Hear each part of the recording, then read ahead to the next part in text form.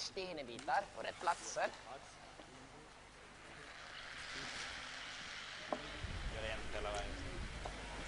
Welcome back to the Curling Champions Tour 2013. We are live at the Swisscup Basel, and it's the semi-final going on. We are covering the game between Logan Gray from Stirling, Scotland, and Oskar Eriksson from Östersund, Sweden. My name is Daniel Schifferle, and I am joined today by no one else than Al himself. Al, how are you doing today? I'm doing great, Daniel. Thank you for introducing me. Looking forward to a great match this afternoon. It's the semi-final action. It looks like Logan Gray's team has won the last shot draw. To get this game underway, we'll start with Sweden. These teams, I don't know, have played each other too many times before, but we'll look into that. And I'm sure they'll be wanting to make a statement to each other. Yeah, well said. I think we were looking for a very exciting game here. Both teams are known to play pretty aggressively. Oskar Eriksson even has his own strategy of defending by attacking almost. Yeah, and he's been successful. He's actually the defending champion of this tournament and looking to get back in the final again.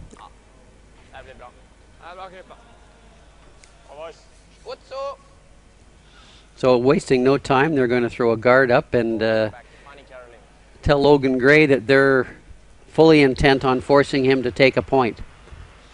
And they're not willing to play defensive by throwing it in the house and exchanging some hits for an end. They're going to get busy and get right at it.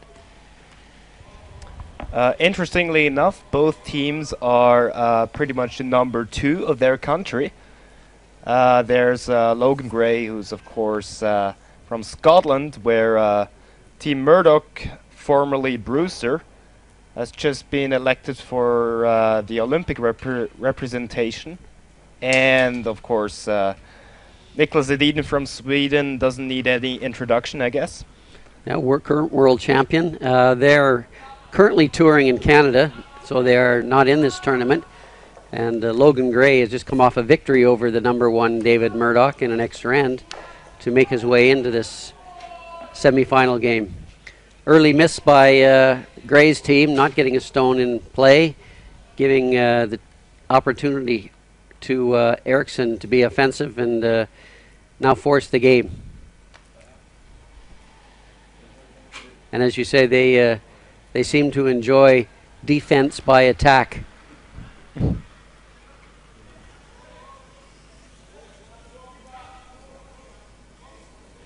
We'll try and translate some of the language here, although we got 2 pretty strange languages in Swedish and Scottish, so I don't know whether we'll be able to do that. We'll certainly do our best. I think I'll probably have better success with the Swedish.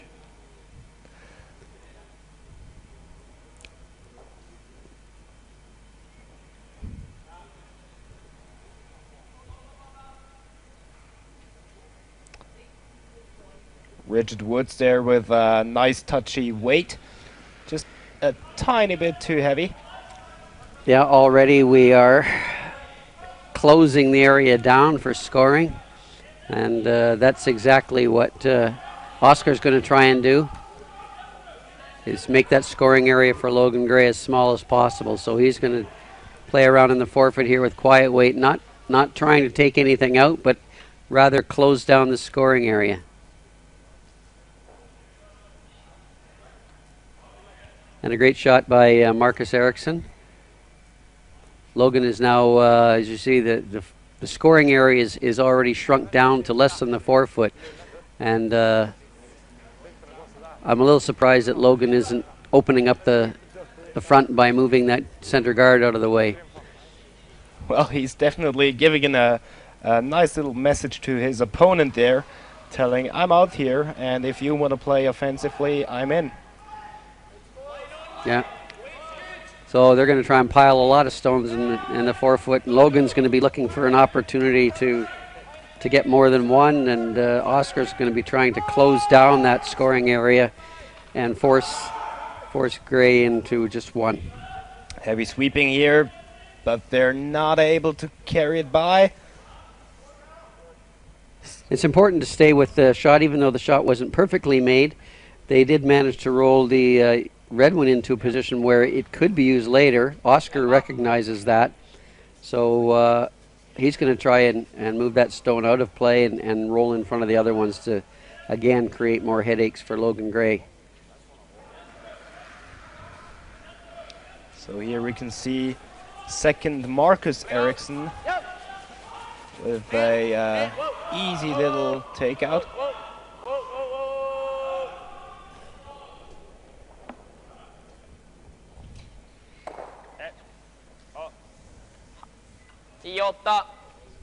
Smash it just high your nose. Nicely executed there, and things are gonna get a little bit messy here. I think Logan's had enough of the mess in the middle now, and he's going to try and open things up and potentially take a couple of Yellowstones out, perhaps all three of them. Ross Patterson is certainly the man to do this task. Really hard! I think he was a little narrow there. I think Logan yelled before he'd actually let go of the stone. And he did get them all. Nicely executed, though. Good job. So we have a very exciting first end here of the semi-final.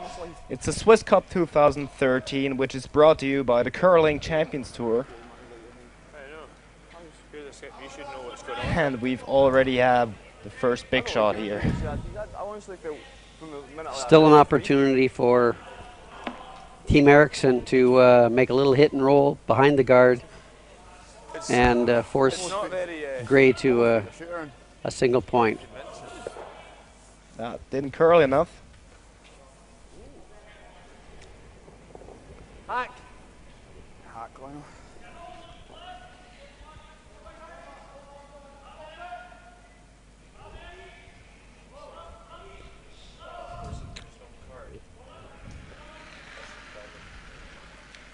Glenn Muirhead throwing with a delivery more reminiscent of Jeff Stoughton, which is, I think, he's already said is his idol. Jeff Stoughton, Canadian, who throws what we call the tuck delivery because the foot is tucked up underneath the body and you slide on your toe. So a little mistake hitting the guard. That was kind of a plan B. If you can't hit the one in the house, at least move that one out of play. Yep. However, this gives Oscar a chance to put an even better guard on it. Third, Christian Lindstrom. Christian Lindstrom, who's actually a twin. His brother used to play with them up until juniors, I think. And he quit curling, or curling on a professional level. Whereas his brother Christian turned just now really professional. As I was talking with them yesterday, Team Eriksson is now funded by the Swedish Olympic Committee. And now they're pretty much doing curling as a job. Yep, fully funded, and I guess attending, they have a Swedish curling academy where the players live and actually train day to day. And so Eriksson now have funding that they can pursue their dream on their webpage of becoming #1 and overtaking Nicholas Edin. Heavy sweeping here. No chance to drag it by though, and they will even push another yellow one into the rings. Very unfortunate here. That's a significant on the rings because having a second counter in the rings now almost certainly gives Eriksson the opportunity to force Gray to take one.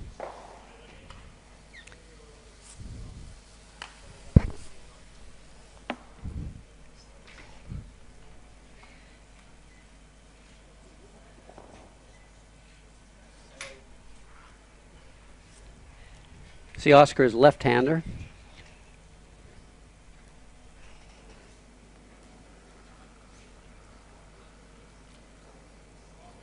Oscar Eriksson, who's just begun to play fourth rocks actually. Used to play third rocks in his team.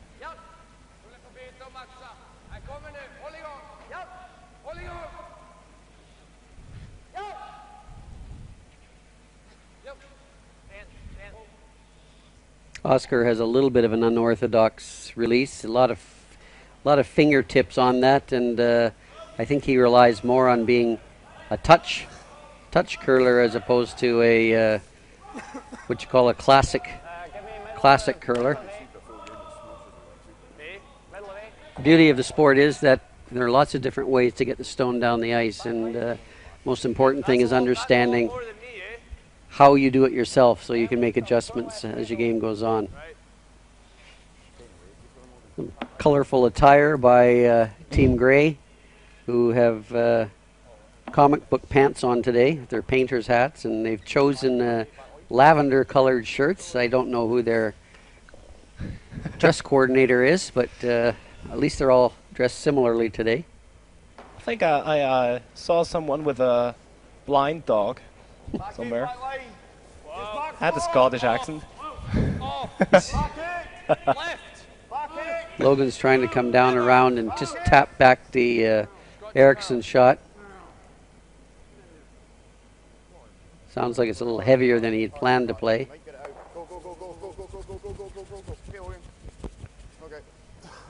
Really all he could do, just trying to open up his, really looking ahead, opening up the area for his second shot.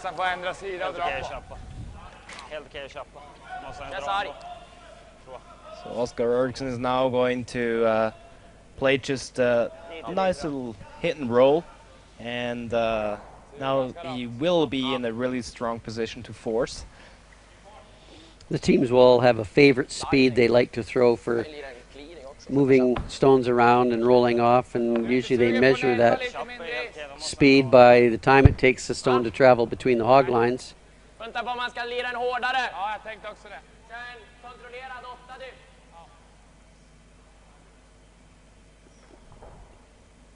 So this won't be his full speed, it'll be somewhere softer than full speed, and they'll be really trying to maneuver to roll in behind the guard.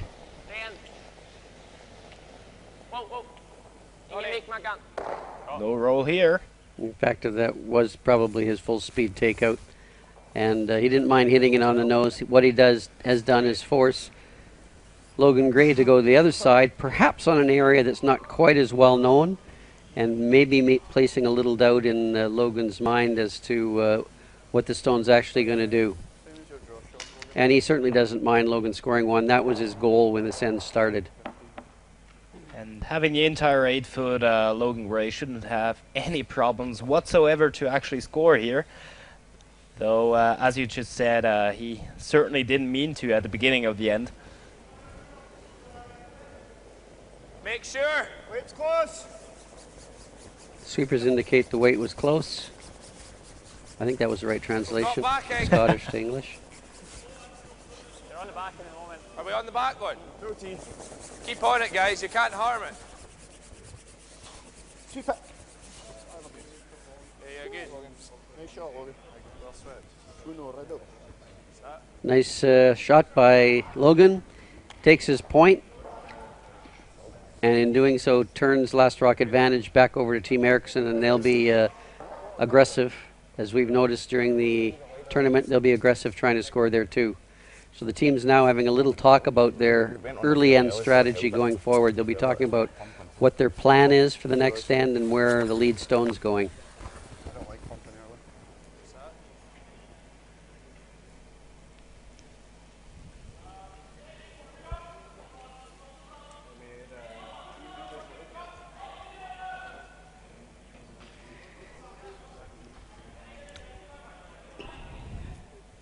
So with the first stone of the end, Logan Gray's team will be sending a message to Team Eriksson about how aggressive they're going to be. If they throw it in the house, they're telling him that they're going to try and keep it clean, and they don't mind a blank. If they throw it short, that's an indication that they're going to be a little more aggressive in trying to force Team Eriksson to one.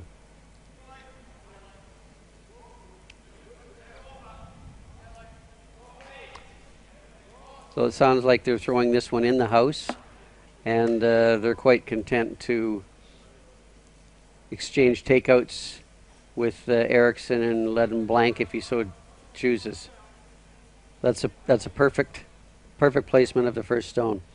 Oscar won't be hitting that though, because Oscar is going to be placing guards in play to try to generate his 2 points. So he's not too interested in paying any attention whatsoever to that stone.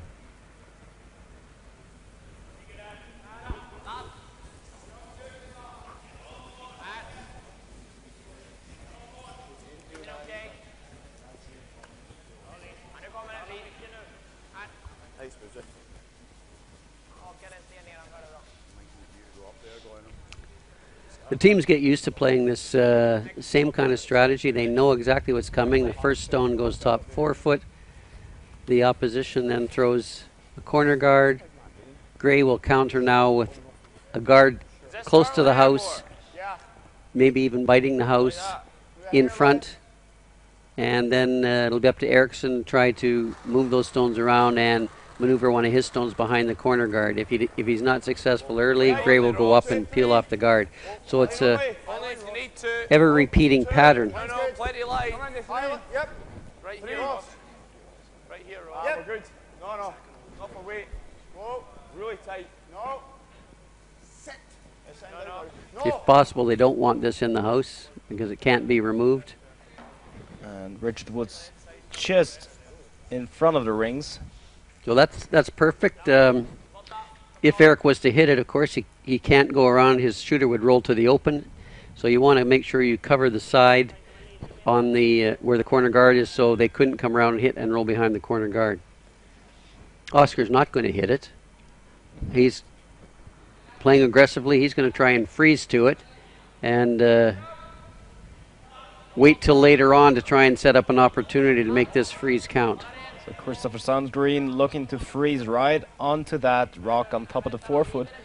Tiny bit on the wide side. This one is starting to bury in though. And perfect freeze. And perfect shot. So now there's a question for Gray. What is he going to do? He could counter by peeling the guard. He could draw right in on the top. Or he can throw a guard himself. He's decided to defend that situation by putting his own freeze on top of that. And there may be a series of freezes here. Then eventually one of these teams will throw heavy takeout weight to try and dislodge the stones and leave them in their favor. Just short of front row. Yep. Ross Patterson looking keen here. Stop right now. Are they able to get it by? Nice sweeping there by Glenn Muirhead. So they like that. They like the fact that it actually over-curled and is more on the center line side. It's going to be very difficult for that to remove. Oscar's now going to try and run the front one back inside here. And what will happen is his stone is sandwiched in between the two reds, and it's not going out of the house. It's not going anywhere. And he knows that. So his job is to get the back one out and perhaps roll the shooter now over to a spot where it'll cover his shot stone. Marcus Eriksson not bringing the big weight.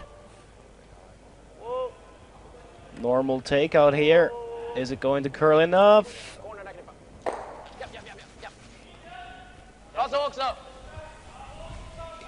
Okay, they're not unhappy with that. As I said, with the yellow stone sandwiched between the two red ones, it's not going out. So if Oscar can get a chance to hit that top red one, he knows the back one red one's going out, which would leave his yellow one shooter shot stone. Logan's going to guard it.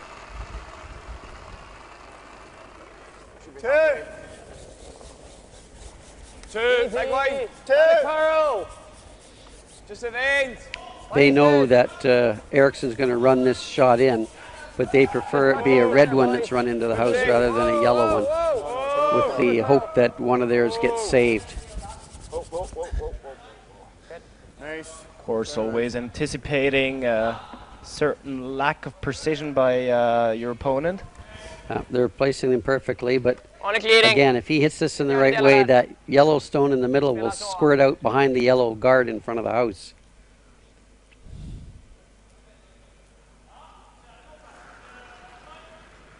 Marcus Eriksson with the big weight this time.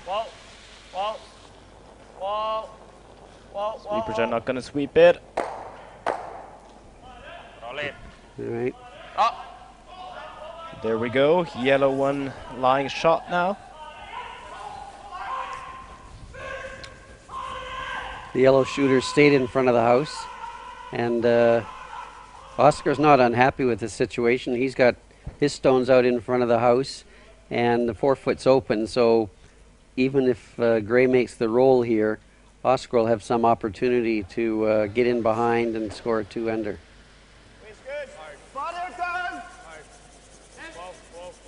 Then Muirhead, Mr. Scottish Manitoban Tuck.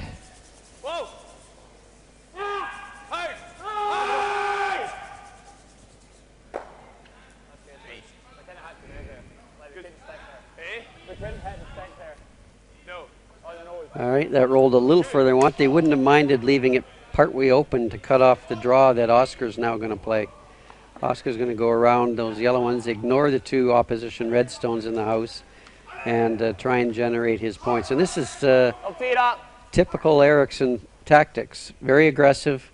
Don't worry about opposition stones. As long as the line to the 4-foot is there to save if he needs to, he can use that. In the meantime, he's got stones that he can use to set up a 2-ender.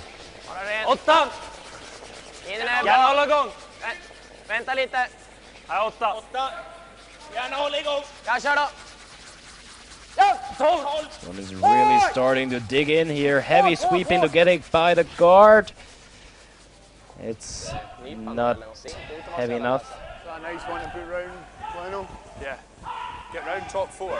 It's a little bit light. That actually hurts. It's overlapped the front yellow one a bit, so it's hard to use either one of those yellow ones to run into the house.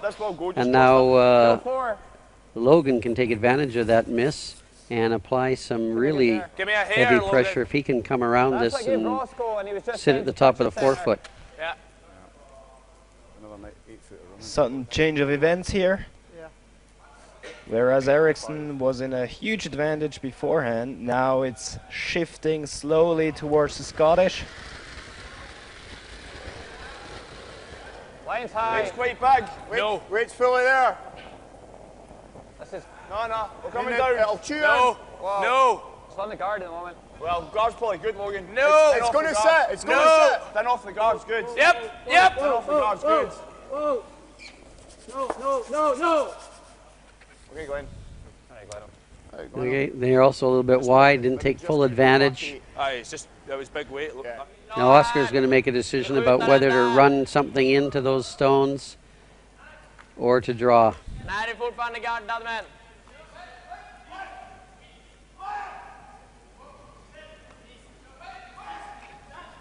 I think there's a lot of options on that yellow one going in, that there's a few different angles that will work to Eriksson's favor. He's lining up different ones right now. I think he'd like to run it into the red stone in the middle of that, and he might sit for shot buried behind. Of course, having last rock, you don't want any rocks in the center of the guard zone. So this one really seems to be the most effective shot. Bit of the on the wide side. Yep, hit that too thinly. He wanted to hit more of that stone and drive it directly onto that stone. So Logan's trying to determine where the most optimum spot would be to I mean, he's got 4-foot. It will come down prevent once it starts going. Eriksson from getting 2. That wide outside red stone is accessible. That Oscar could come around the wide side and with quiet weight hit that on the inside and roll toward the 4-foot. Past that red? Yeah, top 4. I mean, up here's fine, Logan. Top 8. Same draw weight. Yeah, I don't want to go past the T-line here, that's for sure. So Logan would like to get a little piece of this covered so that he could still use it if he needed to be and bump it up the next time.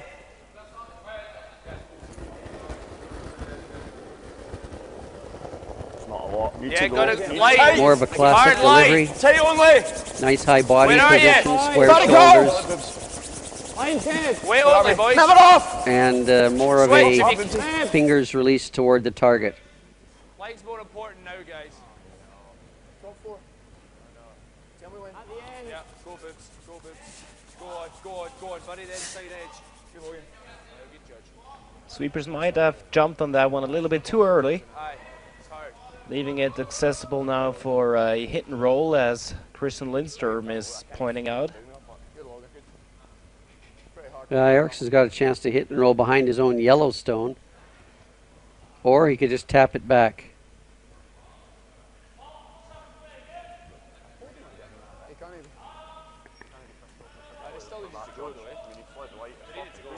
They're having a look at the angles to see what they think is the most effective.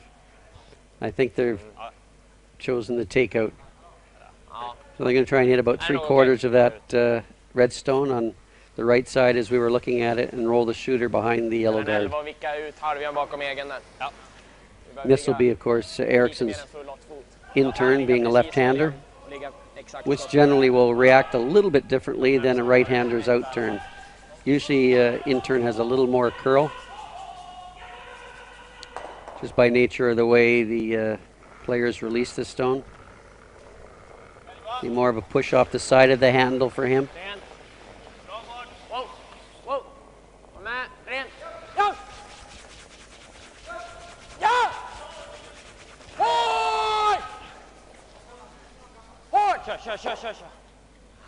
Hit it too thickly and sitting right in the middle. Should be an easy shot for Logan Gray, but it's not a matter of just taking it out. It's a matter of putting the shooter in a really tough space for Oscar. So he'll be looking to roll just to the center line to show Eriksson half the stone and be halfway into the forefoot, which will make the draw for, or tap back for Eriksson, really tough. I wouldn't bring it in, Glenn. No. Logan Gray, who's known for his commentary work himself. He's usually commentating the Junior World events as well as the Europeans in men's. He's been commentating for a couple of years now, and his voice should be perfectly familiar to most of you guys out there. Okay, that's not what he wanted. You maybe noticed when he let go of that, his hand had a slight outward action, which makes the stone sort of, as we say, float away from the intended line, so it doesn't have the same amount of curl. He would have liked to have rolled probably 15 or 16 centimeters toward the center line. So this makes the draw much easier for Eriksson. Doesn't place a lot of difficulty on him. Kind of the same shot that he forced Logan to in the first end.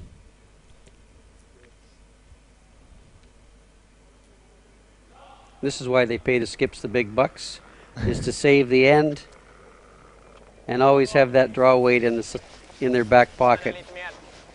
And if you're going to play aggressively the way Oscar does, you expect you're going to be doing this a lot of times, and you need to have a lot of confidence in your ability just to block everything out and play draw weight. Nice weight there by Oscar Eriksson. And just as he did in the extra end in the quarterfinal game, he throws it on the button, and the score is now tied at 1-1. Both teams having successfully forced their opponent to take one. So looking back on this first two ends, we can certainly say, Al, that both teams are kind of even right now. Yeah, there isn't much to mistakes choose on both sides. So it will be interesting to see now in the third and fourth end who's gonna step up the game and cut out the mistakes. Yeah, they both had opportunities, no question, to do some scores, and it'll be the team, probably the vice skip or the third, who makes the big shot. The first vice skip to make the big shot can really put the pressure on the other team.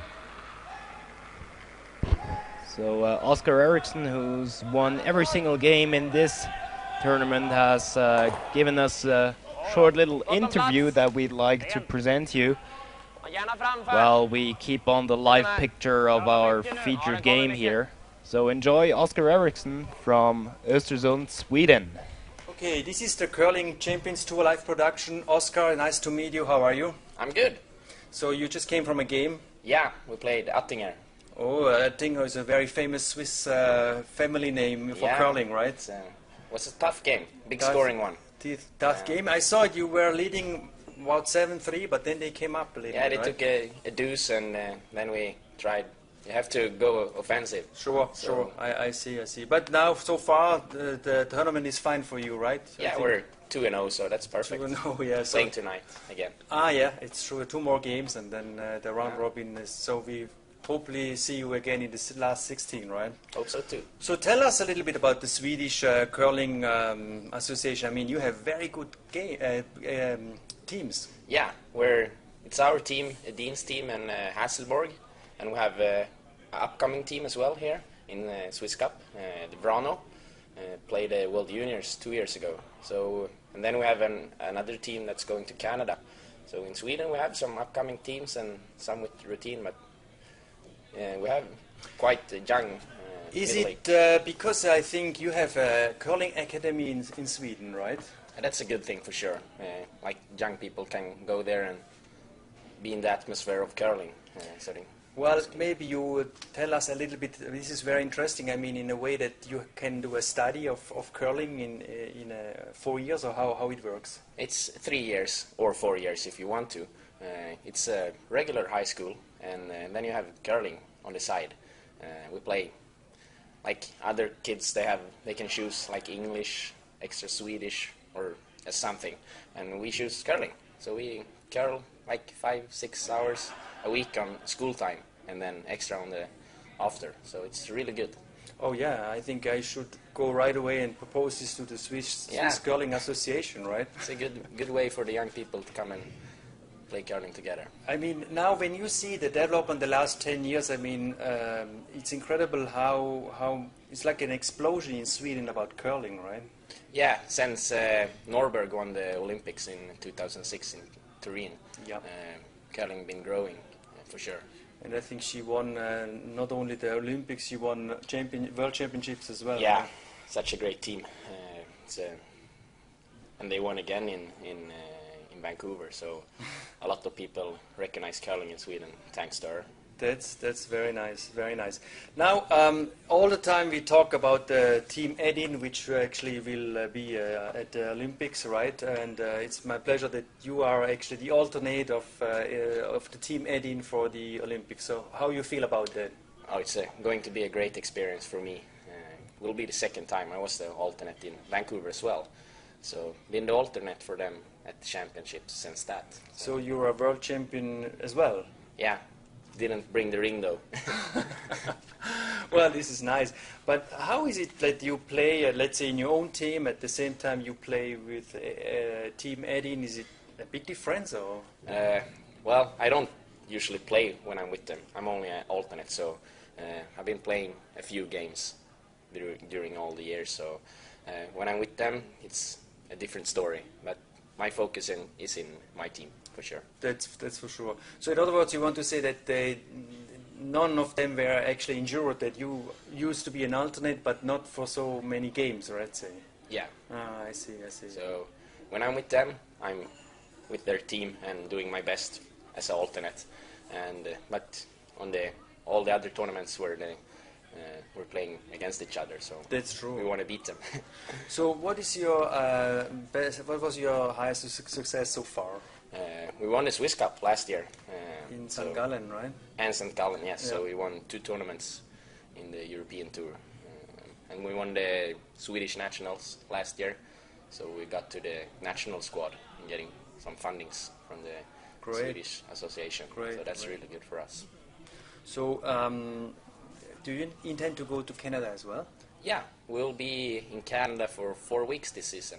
We're going in middle of October. And we'll be there for 1 month, playing 4 tournaments. And I think you just came back from China, right? We did. So how was it there? China was special. It was the first time they had a tournament in that arena. And the ice was tricky. It was a bit frosty, but well, it was a lot of curl, so you could go offensive. That's what we like. Yeah, because now I just got from Akku Koster was here and said that there's a lot of curl here too. Yeah. So you would not see a big difference now at the moment at the ice in China and the ice here in Basel? It's better here. It's more consistent for sure. It's no see. frost and the weight is better. But the curl is very good here. We really like to play here in Basel. So in other words, you're an offensive player liking to come around, huh? Yeah, as you saw the last game, 11-5 in 7 ends. That's how we want to play. That's actually for us very attractive too to see a game. You know, sometimes it's just 2-1, 2-2, but now we like it the other way. Yeah, it's easier to explain to the people. Yeah. Right? Yeah. Okay, Oscar, it was very nice to meet you. So Same to you. Good luck for the next games, huh? Thank you. Thank you.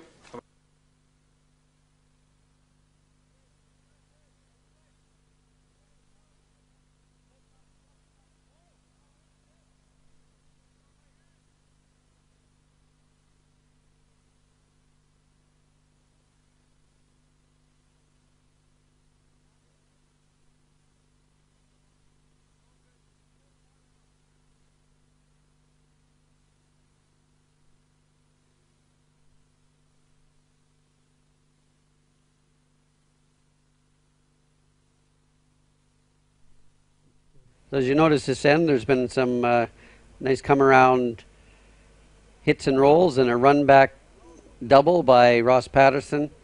And the first draw by Eriksson, third man, was missed. Gray's taken advantage and tried to get in there himself. They'd come a little too deep and given the chance back to Eriksson's team to freeze to it. But as happens quite often when you're light on the first one, you add a little bit too much on the second one. So now advantage Logan Gray to set up a 2 or even possibly 3 if he can get his stones in the right place.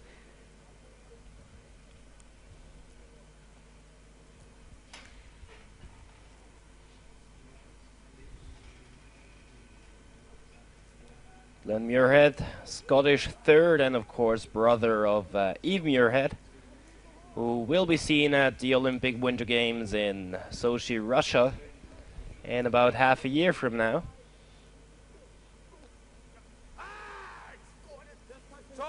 Big sweeping there. Just got it by the guard. Drag it, drag it, drag it, and it's lying That's shot buried. About exactly where they wanted to put it. They've now got Oscar in a little bit of trouble here. They've got 2 buried. Oscar's got some options. He's got the run back. Oh, you are running back an opposition stone. Or he's got a freeze on the back one. Right now he's trying to decide in his mind which one he actually wants to play. He seems to be eyeing the run back. I believe he thinks he can get all 3 of them if he's to hit this red rock slightly on the outside so that it hits the red rock in the house slightly on the center line side. He could actually get all 3 of these stones moving.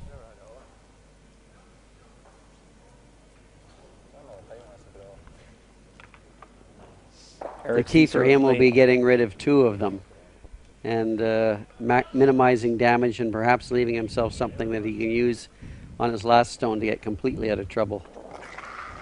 Eriksson taking out the big weight here, running it back for a possible triple. They sweep it heavily. And it's gonna be a single, really. It didn't really pay off here. Got unlucky, hit it back on the one at the back of the house. I believe the Scots are still sitting 2. And still buried.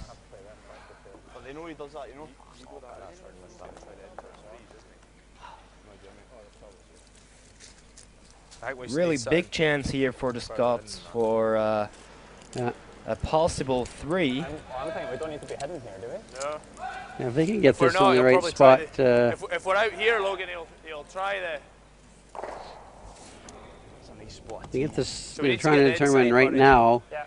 where's the optimum spot for this stone to make sure Oscar doesn't have a way to get out of trouble. That's what we're wanting. That's a shot, eh? That's a shot, yep. Here you go, take that. What, we think it there? No, edge of stone. So this third end of the semi-final is certainly shaping up to be a key end here, as Logan Gray is sliding down the ice in order to draw around the corner guard, probably top 8 foot. Yeah, I think he wants top 8 foot, and he doesn't want to completely bury. Certainly doesn't want to go behind the tee line. Is he playing? I think they're probably going to go the same weight out here. It's not that terrible, I don't think. So we can put this back at the 8 foot if we want. Yeah, they're playing the draw. They talked about you could go to the back of the 8 foot. I see they've even got the matching brush pads today. They're fully color coordinated. Out here's too much, eh? That must be terrible trying to carry enough different colored brush heads that you match your outfit. Well, might be their team coach, Nancy Smith, who's giving the female touch. Top 8, guys. Line. Lean on it. Hard line. Hard. Lean on it, Ross. Go on, Ross. Lean on it. Big sweeping here to keep it in line. Got it by the guard. So a little bit on the heavy side. We kind of saw this situation in the game that Ulsrud played against Sven Mikkel this morning, whereas the skip needs to make the big shot to save the end for his team. So obviously if he could come around and freeze on that, then Logan Gray would have a tough shot for 2. He'd probably have to play the tap on the other one for 2. However, the danger is if you ever came up short or rubbed off that one, you're leaving a 4. And I know Eriksson would like to make a couple of those red stones disappear, if he could. If he could.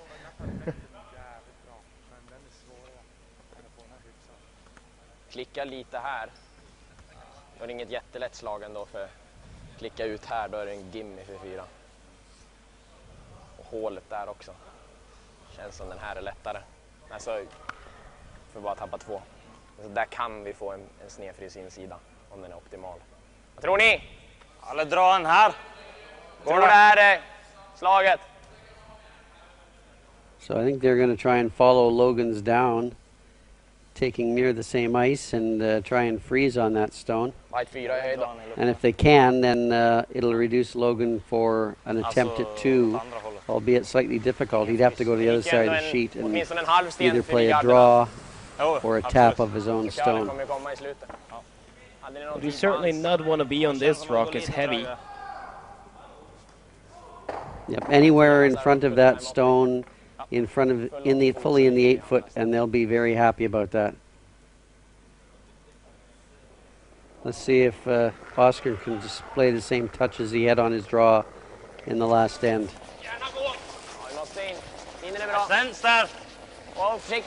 Anxious look on Eriksson's face here.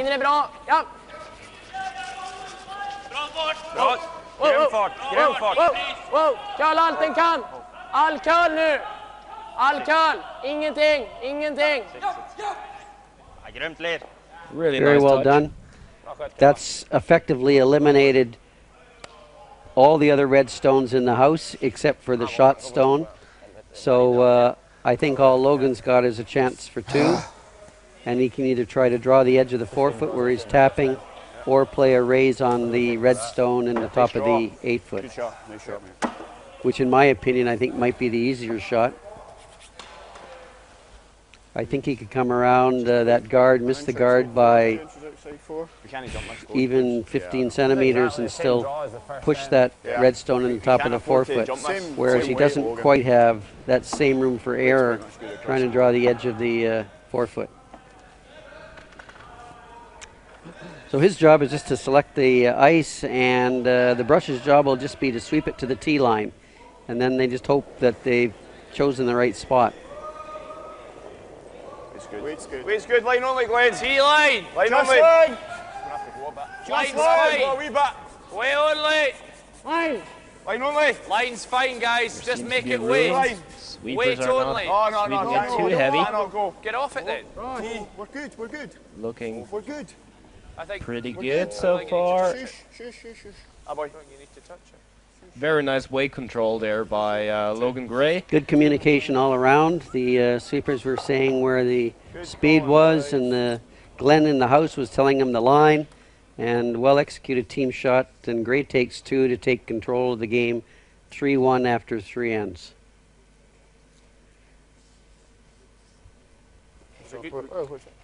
And after the way that end went, Eriksson's team won't be too disappointed giving up just 2.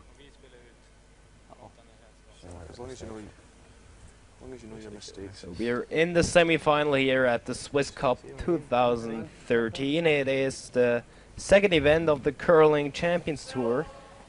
And we are covering the game between Logan Gray and Oscar Eriksson.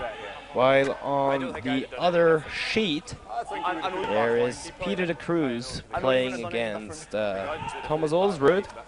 It was probably actually okay where it was. Where we are at the score of 1-1 even after 2 ends. De Cruz with last stroke in the first end was forced to 1, and then the second end returned the favor and forced Olsrud to take 1. So De Cruz now on skip stones in the third end, trying to figure out. It looks like Olsrud is frozen down there, and they're trying to figure out if they've got opportunities for 2 or a blank.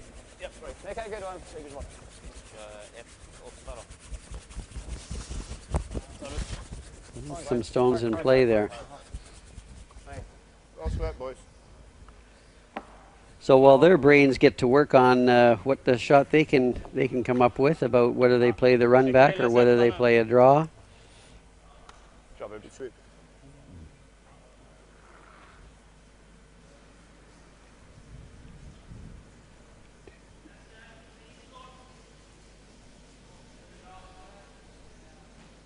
As we get back to our feature game, where we are already in the third end.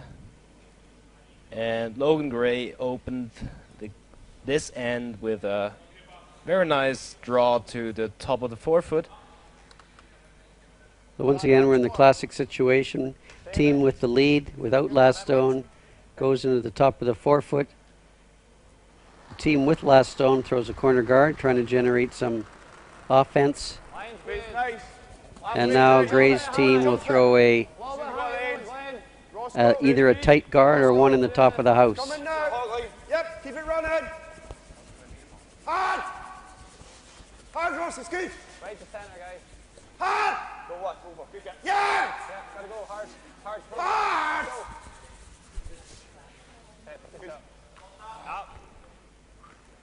Nicely done. They would have liked to have covered the other side a little bit. However, Oscar's going to draw. He wants stones in play. He's going to come in and play the freeze.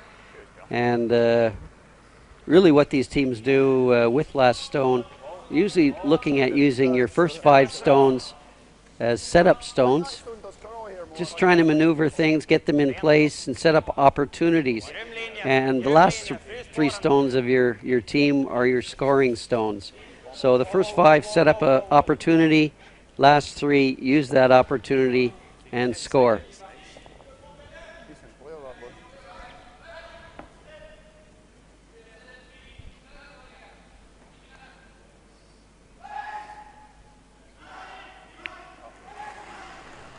Logan's going to again defend the situation by throwing the guard or the draw right in on top of it. Top 4. Almost to you. Push. Almost to you. We don't need to touch it. Top 4. Whoa, here comes.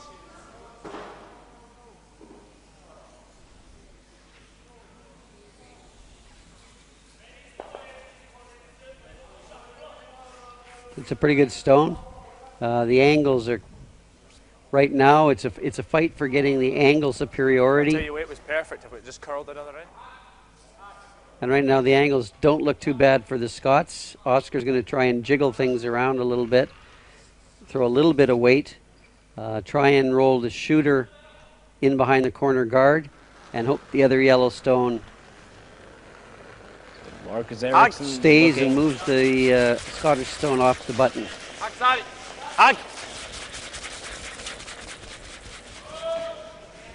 Early sweeping on this one.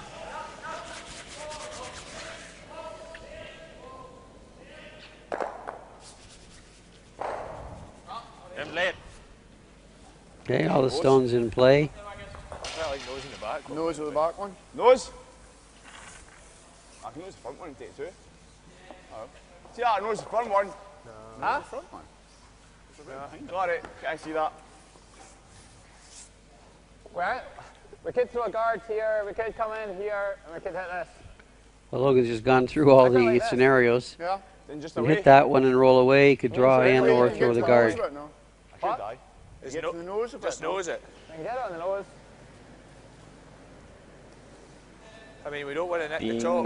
2 rocks ahead, Logan Ray certainly He's probably going gonna to hit have and roll too behind many the rocks in corner. play here, as every rock is certainly a advantage Logan? or We can tap. a possible tap it and leave the angle barrier on. for I the guess opponent. You can what's angle happened tap, here is Oscar Eriksson has done his Angle job. He's got all the stones in play, and he's setting up opportunities, Let me just peel this. and which is what his job is. He's got his opposition thinking a little bit, and no matter what they do, Oscar's going to have some opportunities.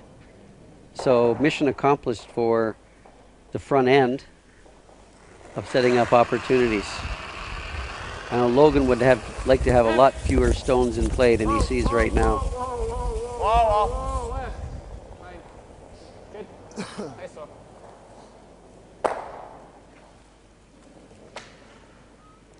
Nice takeout there by Ross Patterson, no problems whatsoever.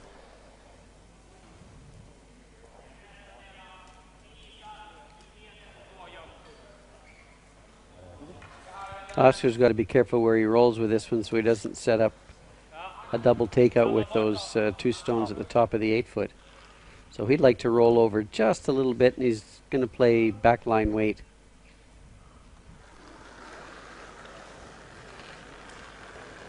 Lite hårdare! Lite hårdare!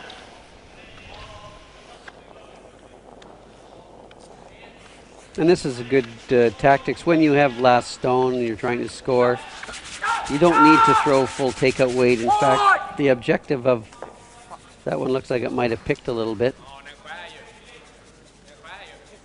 Big miss here by Marcus Eriksson, who was not very happy with it. Who would be? That, I think, ran over some debris out in front of the house and turned on them. They weren't really sweeping, and then it made a quick move to the center. I think it ran over a little bit of debris, and of course that causes the stone to spin on its edge a little bit and curl too much. However, savior for them is that it did stay in the house and potentially could be used. But as I was saying earlier, when you're playing with last stone, the object of the takeout is actually to save your shooter, not necessarily to make the opponent's stone go away. So you'll see they're choosing much softer weight.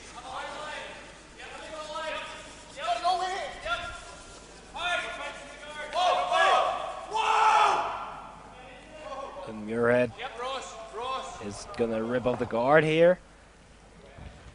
That was about the same area where the Eriksson stone turned quite a bit, so perhaps it's not debris on the ice. Perhaps there's a spot in the ice where there's a little bit of a hill and the stone's coming off that spot and curling harder than the players are expecting.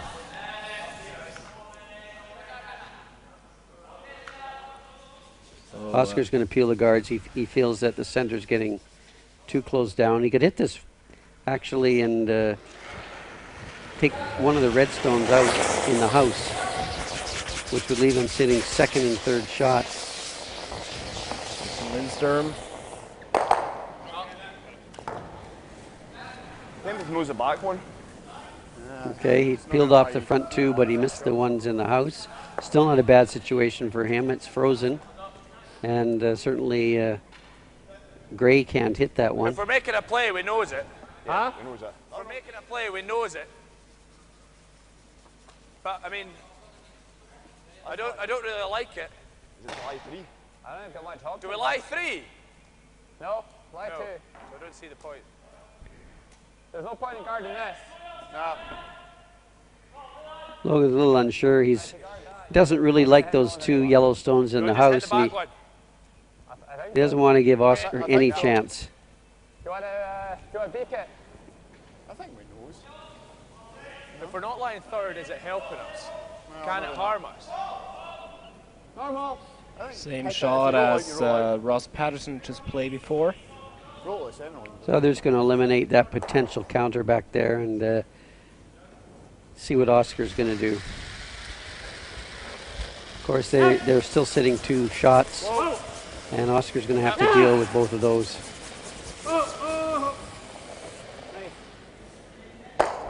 Good hit and stick for Glenn Muirhead here.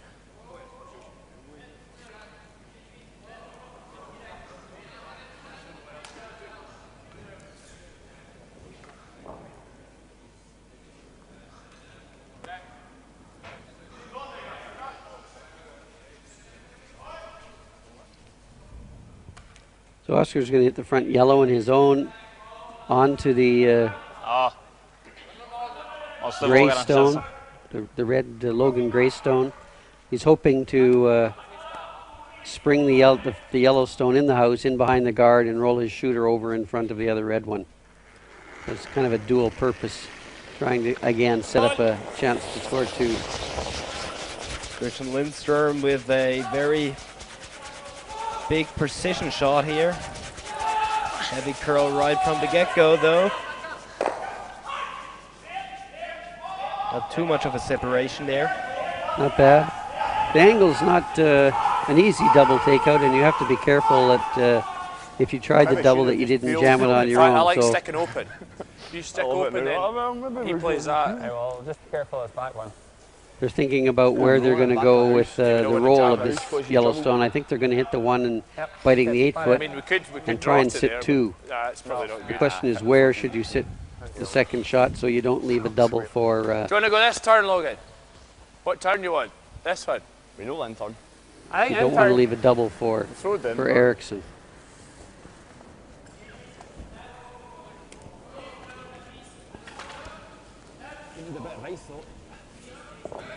I'm throwing barrier. Yeah, whatever. You choose. So barrier weight is a softer takeout weight. Barrier being the bumpers behind the sheet. So he's Scots call that barrier weight. And that's their softer takeout weight, which gives them a chance for better control using the bumpers. Really hard shooting here to keep it on line. It's okay. They were just So I think able to save the shooter here. He was inside the broom. Take a bit of a turn. I'll take a bit of a turn because I set it all. Pick. I actually found a pretty good spot there, guys. And by rolling over where he did, now it's a double takeout opportunity for Eriksson. Basically hit that red stone right on the nose. Both reds will spill, maybe even the other one as well. And Eriksson will sit 2. Possible triple takeout here for Eriksson. The back one really doesn't matter. The only bad thing that could come into play if he hits this wrong and actually jams that red stone on the back one and leaves it sitting ahead of the front yellow one. So he has to be aware of that. Eriksson taking out a big weight. And Just misses the double. Go on now. And actually didn't leave it in a very good angle for himself. Guard's not a crazy shoot. We need to lie 2. I don't think it's really. He's got this tight for 2. a quick reminder, if you have any questions, just write us an email on to live@curlingchampionstour.org or join us on Facebook. It's live curling on Lola1.tv. We're happily answering your questions if you have any. What's he got now? You heard somebody on Logan Gray's team said we have to lie 2. They realize that Eriksson does have the yellow-red combination there, or potential 2 or 3 under. So they said we have to lie 2. So if he even if he makes that, it's for 1 point. So they're making sure that Yeah, they're putting it in a spot where gonna slash. Eriksson can't make a double takeout. If you go here, he's just going to go. So now they're trying to figure out the optimum spot. Yeah, well, let's think about what we're guarding. We just need to cover the pit. You want to go this turn? Oh, yeah. Yeah? Yeah, we just need to cover the pit. We need to cover this too. I don't He's think got I this. don't think the guards that the ridiculous shout. I think the guards okay. No, I think the guard's a reasonable call. If we throw a draw into the forfeit, we're just going to set up options off that 5-stone. Yeah, it has to be back here. I think But the he's guard's still got pretty this good. tap, Logan. So we have to cover that too. He's got this for 2, but, I mean, You're always going to be happy if he's something to throw that for 2s. and he's risking giving the game, well, I mean, I take it, we throw we're this going turn. in turn for 2. Yeah. We could be right over here. Go ahead. Yeah. Right, what ice we taking?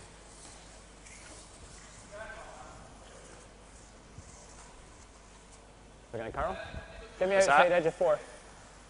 Well, Roscoe's freeze. Guard. Eh? Guards Okay. for sure. Where was this one outside the forfeit. Yeah. I think they decided on a guard. I'm not sure exactly which they're guarding, whether they're guarding the edge of the red stone so that probably over Eriksson Carl can't here. take that out. I think Eriksson would still have the yellow-yellow No, combination, perhaps with a softer takeout weight and even maybe score 3 with his shooter staying in the house. Rim! Don't touch it! Line high. Whoa! Tons of Carl. Ross! Halfway. He's looking heavy right from the get-go there. Gotta get it forward. No! Halfway tight. You're not doing anything. Tight. No sweeping whatsoever. No! Is it They're gonna trying to throw wait enough? for it to curl. But we're not. We don't have a clue what ice we're taking. He's halfway up this. So I think Eriksson's just going to try and pick that red out of play. He can see a little less than half of it. He likes throwing the big weight. I think he'll just try and pick it out of play and score the other 2 yellows in the house. Not sure I agreed with that call by Gray. I think a draw into the house for second shot would have been a little more prudent move and also a little bigger room for error if he had have drawn with his out turn down toward the other red rock and just stopped it somewhere near the tee line. And it would have put certainly a lot more pressure on Eriksson. Yeah, Eriksson wouldn't have been able to play the shot. He would have had to draw for 1.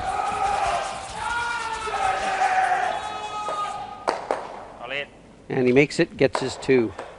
So our game is now tied up again. I think perhaps a tactical error there by Team Gray.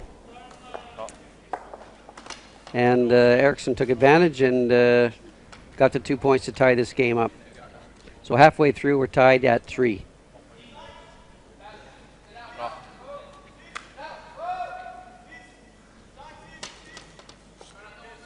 And I believe the teams will be taking a 5-minute break, halfway break through this game, and recharge their tactical energy and their physical energy and get ready for the last 4 ends. After 4 ends, we're back at the start. Even score, both teams with opportunities. And as you said, probably a tactical mistake there by Logan Gray. Yeah, they talked earlier, somebody had said, I'm not sure who, I think we need to sit 2. And I think they should have probably paid a little more attention to that advice because, in my opinion, that was an easier shot to make and also a better call. Because I think even if they made the guard they wanted to, guarding the edge of that red one, I think Oscar would have had a soft double raise for 2 points or possibly even 3 points if he could hold his shooter. And I'm sure the coach will maybe mention that to them at the break. See the players having some sustenance, a little potassium, some special vitamin water there. I'm not sure why the skips need all that. They actually, they're kind of just standing around. Here comes the coach to talk to Gray. The possible fashion advisor. Yeah, maybe you might see some different outfits in the second half.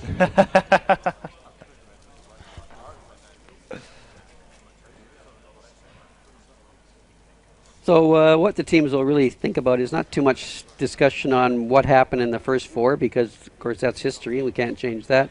What they want to focus on is what is their plan in the next end, and what they kind of want the score to be coming home. So right now it's tied up, and they have to kind of forecast where they want to be in the 8th end. So if you want to be 1 up without or tied up with, you're going to try and play the 5th, 6th, and 7th to get your team in that optimum position. So hopefully the teams are focusing on what they have to do going forward rather than what just happened in the first 4 ends. I think it's quite possible that we're actually going to see a Logan Gray trying to force a blank end here in order to keep his last rock advantage in the 6th end. Yeah, he wouldn't mind if he blanked the 5th, and if he even took 1 in the 6th, then no matter what Eriksson did in the 7th, whether he got 2 or blanked the end, Logan would have opportunity to win. On the other hand, Eriksson's probably doing the same kind of calculations himself about he doesn't want Gray to be able to blank this end, so you might see him play a little more aggressively in the 5th end to force Gray to take a point or even steal one himself. And that's what their brains are working on, hopefully, right now. I see their time is almost up. They've had their food intake, checking the clocks, which are just above their heads there. See, they're also on a break. In the next end, there's Coach Claudio Pescia going by to talk to Team DeCruz. Okay, some low 5s. Get the energy going. Let's get going, boys. We know what we have to do.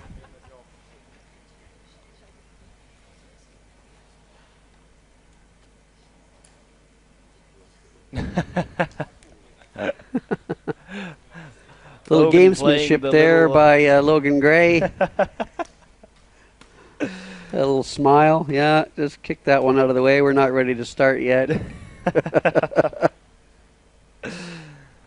Beautiful example of how teams on the tour are friends with each other, and I think one of the best traits about our sport.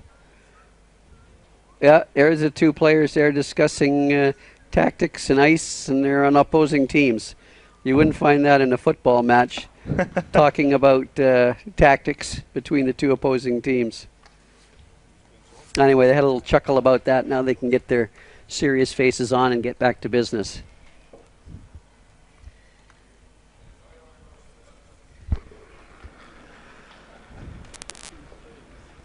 So this will tell us right now, and I'm guessing that Eriksson will be throwing a guard, wanting to force the issue a little more, and I don't think they'll be throwing this stone in the house.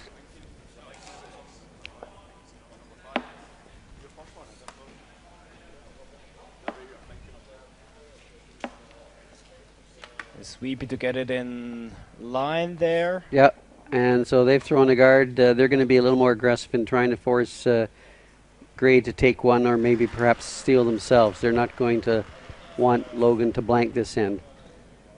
Logan's telling us right now with this call, he's telling Eriksson, yes, I am going to blank this end. He's going to play this in an open position and say, go ahead and hit it, and we'll end up blanking the end. So they want this just behind the tee line.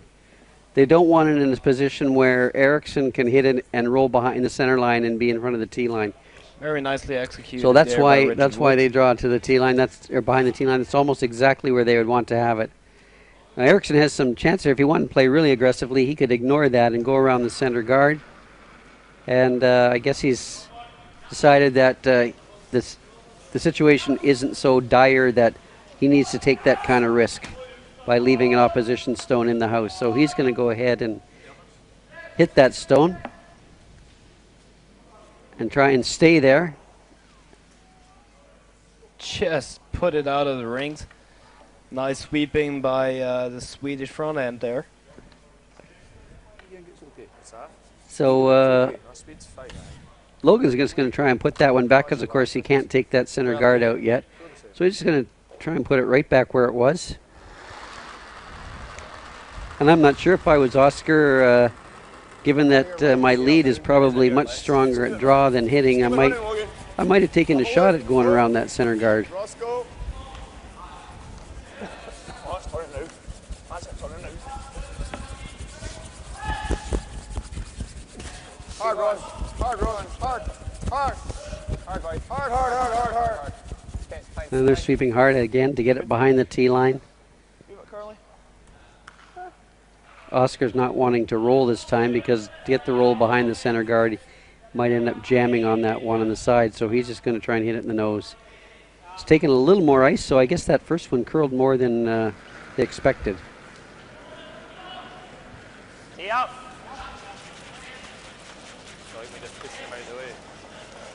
Again, early sweeping on this one, though seems to be in control.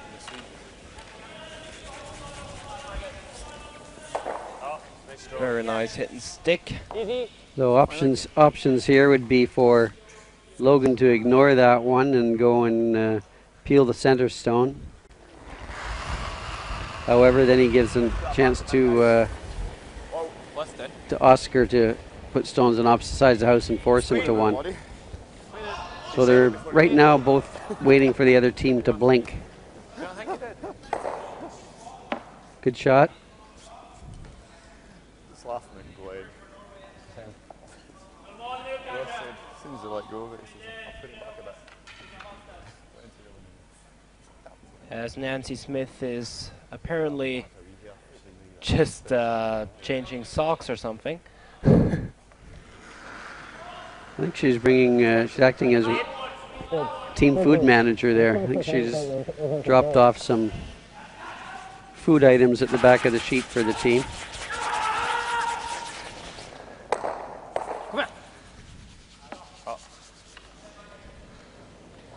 Okay, managed to take both stones out. Somewhere at this point, Logan's going to be content to hit the stone in the nose because I think he's indicating his goal is to blank this end.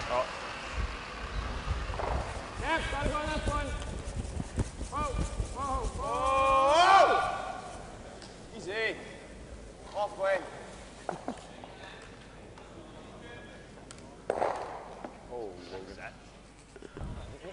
And hangs on. Oscar's going to try and roll it over towards center and eventually try and roll something behind that guard. Logan right now is liking the way this end is going. He wants to keep it open, keep it over on the side, and hopefully roll out with his last one and blank the end and take last rock into the sixth. Okay, that rock did not go into the house. So now Logan's just going to peel off the center, which is going to make it very difficult for Oscar to force him to take a point. Here.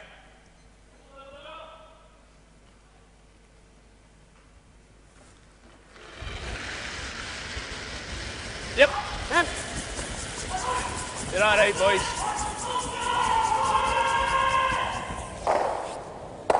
Nice throw. Easy peel. The tuck delivery is a great hitting delivery.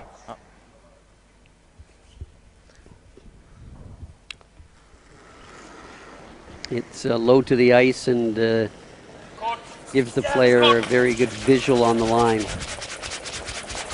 And if I was being critical of Glenn at all, I would say his draw game is a little bit weaker than his hitting game, but he's certainly a great hitter.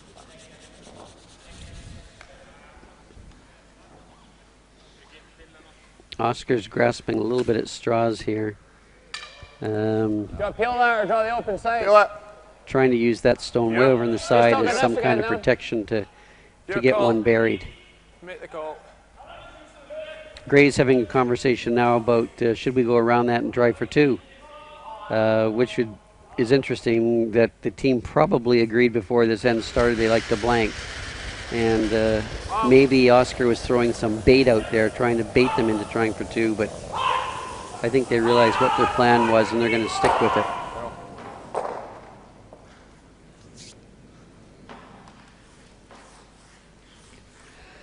So Oscar's going to try and get around behind that yellow stone if he can. There's not much space there, but he might be able to get one partway around there and cause a little bit of grief for Logan.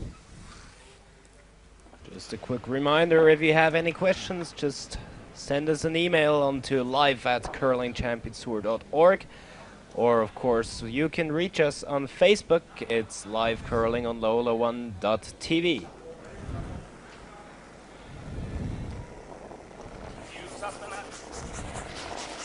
Fyra. Känns kort.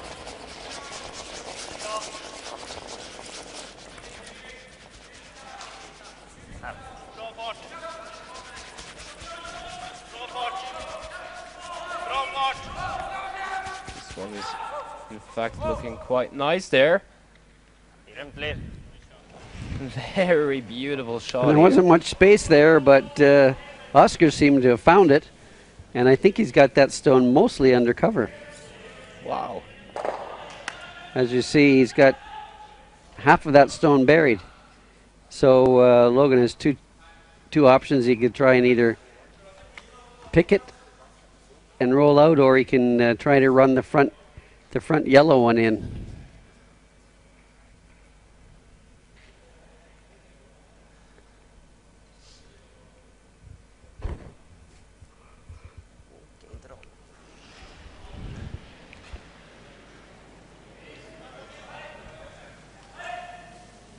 So he's going to run the front one by there.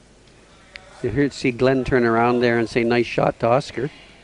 Another nice thing about our sport. You can appreciate the other team's good play and turn around and actually congratulate him on that during the middle of a game. And there goes the hat. This must be an important shot. He's taking his hat off for this one.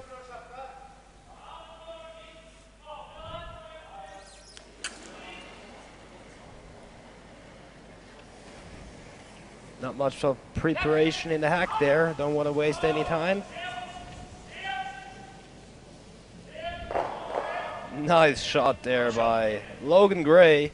He spilled everything. There's nothing to hide now. Not even a little wide guard for Oscar to hide. So he's just going to put one in the house and hope that Logan will stick on it and not be able to blank. Top level men's teams will blank with an open stone probably about 85% of the time. So there is a 15% chance that Logan could stick on it.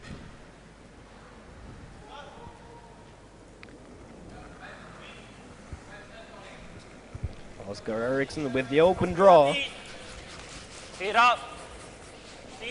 And probably covering the pin as usual. He's picked a spot that he thinks might give Logan more issues, so he's just going to throw it in the side of the Look at that. side of the 4-foot near the tee line, and force Logan to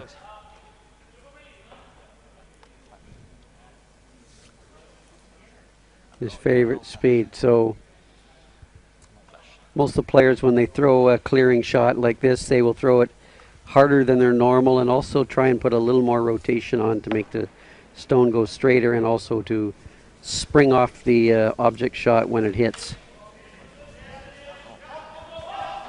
So this would probably be somewhere in the neighborhood of 7 seconds between the hog lines and have slightly more rotation than his normal stones.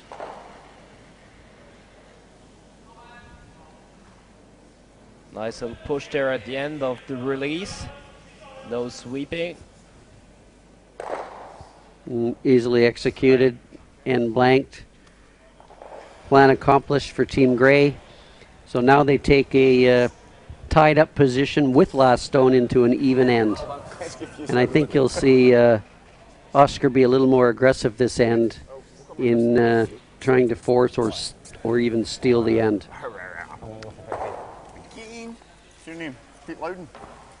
Whereas Thomas Olsrud, and who's playing Peter de Cruz right now, seem to actually have stolen 2 points.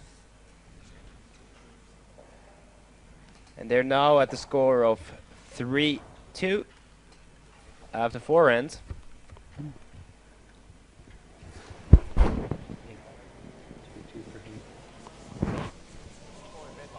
There we see the scoreboard that Ulsrud stole a deuce, and then De Cruz has come back with 1. So Ulsrud is in control of that game, 1 ahead, and also having last rock advantage. Back to our game. Again, the first stone is going to be, I believe, a guard.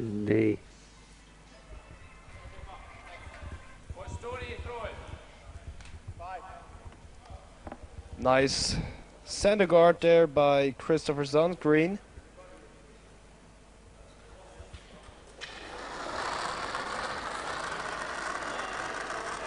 As Logan Gray is probably taking a wee. Glenn Muir Easy. 8 foot only. Whoa. Pointing out Wait a on. Whoa. Line's good. Close, yep. Center of the house. You're on the line, boobs. Or of course a possible tick shot here. No, Glenn, no. Nice shot, babe. They're able to drag it by right to the top of the 4 foot. Ross Patterson really, or at least, Richard Woods really has perfect weight in this game. Yeah, he's put almost every stone exactly where they've asked, so advantage to him, I think, in the battle of the leads. I think Oscar's not unhappy with that, though. He's going to try and freeze and close this area down in the 4 foot, and perhaps set up an opportunity to steal later on. Kom igen! Kör!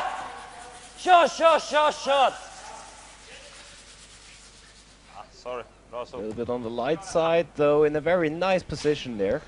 Yeah, a little bit short, but certainly usable, and this is gonna create a little more complex end now.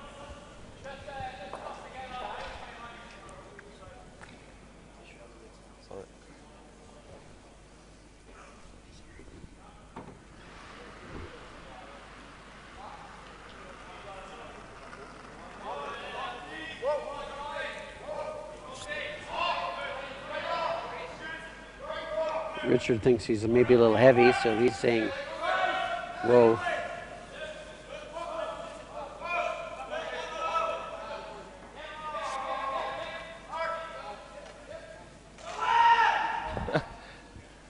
Tremendous weight control there, and beautiful example of a really nice team communication, I think.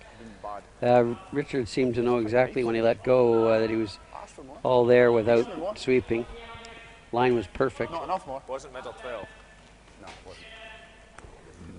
Eriksson's going to try and tap this up a little bit. Probably back 4 foot weight. Tap the yellow one onto the front red one and push them both back a little bit. And then it'll be a question for Gray as to whether he's going to peel some guards. Good result though. Aye, yeah. Nice spot. He's calling hard here.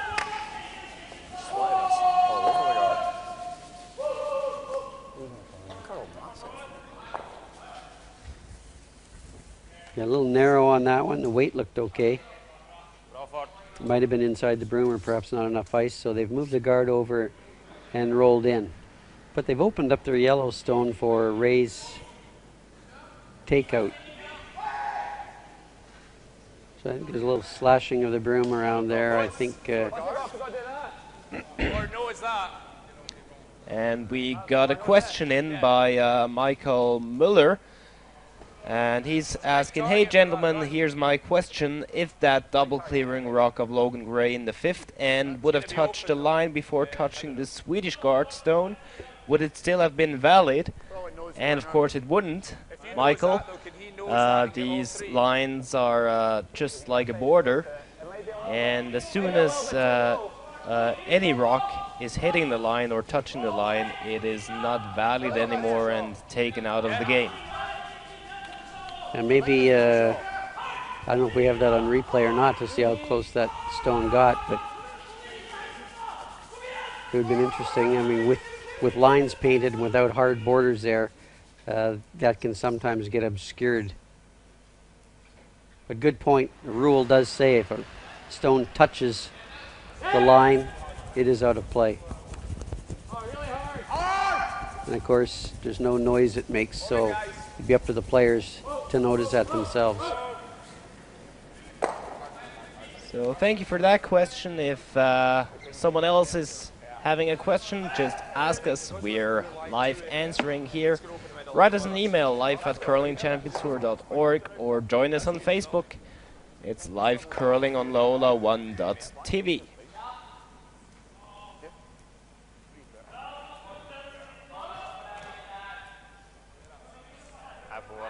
There's a couple of double options now for Eriksson, and I think he's trying to figure out which one is going to put his stones in the best advantage position tactically. He could hit the yellow one back onto the reds and spill two and leave two yellows there, or he could hit the red stone at the side of the 4-foot and roll over and double out the other red at the top of the button. I think he's elected, he just pointed out, he's elected to hit that top yellow stone, double out the two reds. Hopefully the yellow will also spill a little bit in behind the guard, and the shooter will roll a little bit out of the way. I don't think he's too concerned with the shooter more than he is with the two stones in the house. And so he wants to hit about a half a stone here. Just got a nice little input from Sander Rolvak from Norway, who's saying in Scotland a stone is actually allowed to touch the sideline without being out of play. Never heard of that.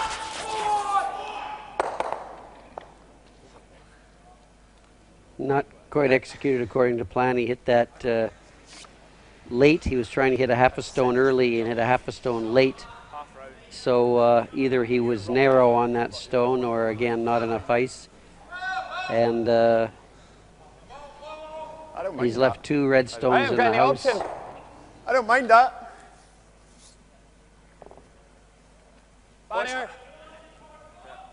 And the one yellow that's available for Gray to hit. Gray's going to try and hit that yellow stone and roll slightly over in front of his own two. Pot it up! Whoa! Pot it up! Good. Yes! Go, go, guys! Hard, hard, hard! Clean! Hello, boy. Nice shot, Ross. Very nice sweeping here by the Scots. Oh, look, this is taking a wee turn. We're nice shot, lying Ross. too buried. I don't know. Oscar would like to make all those red stones disappear, and the shooter would perhaps stay in behind the yellow guard. Just your average everyday third stone, triple takeout and roll. There goes Tristan Lindstrom trying to do exactly that.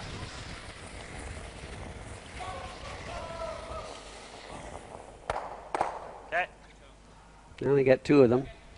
The shooter did stay in play in front of the rings. So those are certainly stones that Oscar can use.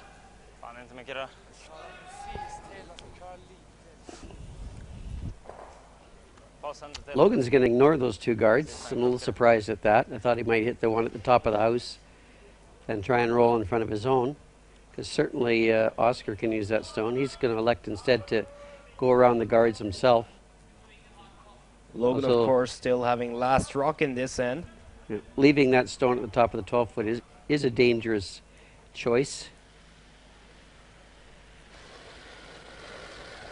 Weight's good. Yeah, line. I think you need to go, by the way, for weight. Line straight. Keep Gotta going. go. Come on, then. Hard. Come on, then. Line's Hard good. line. Line's real nice. Come on, Ross. Fuck line. Let's go. Come on, Ross. Go lean on it. Hard. Lean. Lean on it, Ross. Go. Lean on it, Ross. Go, go, go, go, go. And that one's come up late. What was that? So Just down in way. Was it? I got 15. you'll hear the boys talking about what speed that was. They timed different speeds, interval time from back line to hog line, and between the hog lines, letting Glenn know what he actually threw, so that he can recalibrate his leg for the next shot. Meantime, Oscar's got an opportunity now to sit two. Don't know whether he can get the inside roll. Quieter weight, but at the very worst, he can sit two.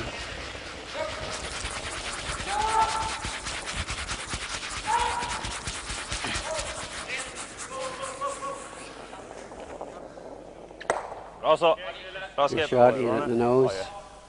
Run the guard. Might have been a little bit too heavy. But I think job accomplished. They're forcing now. It's in. Just run it. Yep. Forcing Team Grey to try and run that one back and make the double. And they may be able to roll the shooter onto the rings if they do make the double.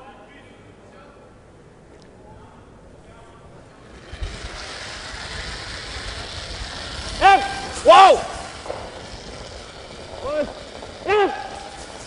Wow! Good fight. Nice one. Nice run back double there. Shooter did not go on the ring, so it left the center guard for Oscar to get around and set up a force or a steal. Oscar can get this one on the button. Might make it tough for Gray to score without making a great run back. So sudden shift of events here. Logan Gray is now under pressure of maybe even giving up one, whereas he wanted to score 2 in this end, or at least get on the board. Oscar, whoops, a little bobble there coming out. Oscar's had pretty good control of his draw weight for this game.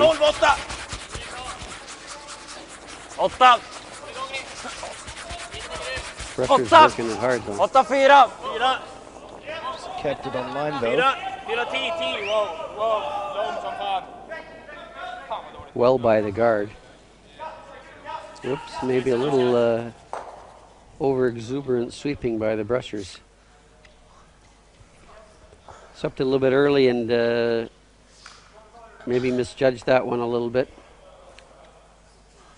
Well, difficult to get a good result in the tap. I mean, you'd have to pick it. You could play 10. You're looking for straight back. You're looking for straight to there. Nah.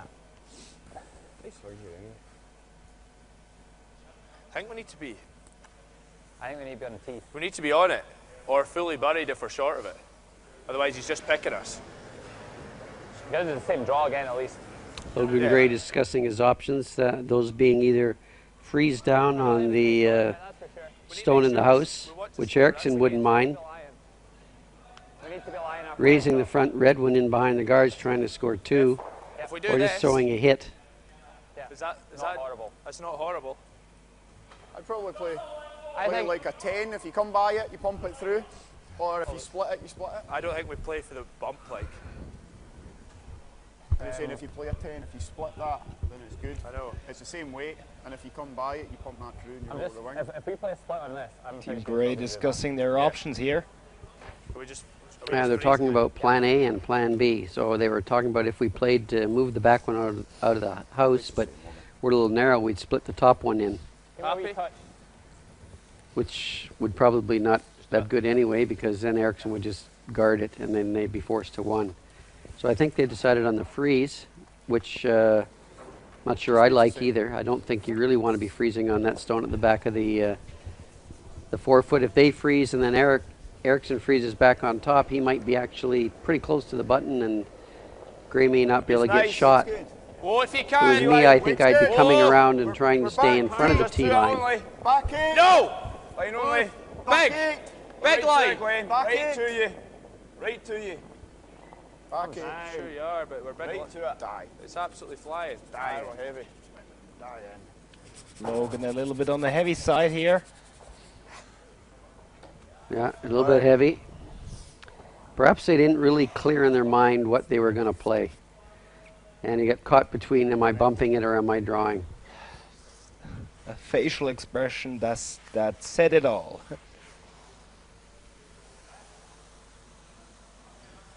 So Oscar's got some options here. He can draw, try and come half around the top one to the top of the 4 foot, or he could hit the back one, spin off the side of his own and roll up toward the button. I kind of favor the draw right about where his brush is would be a really good shot.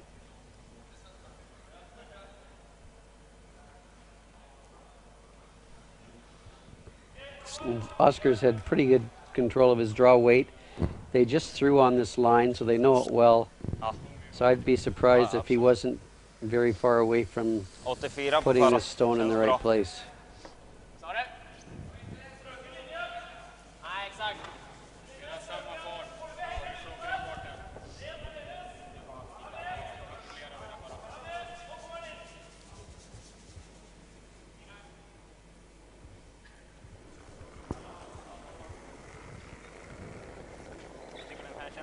Lite mjukare om lite mjukare. 4. Lite mjukare än här.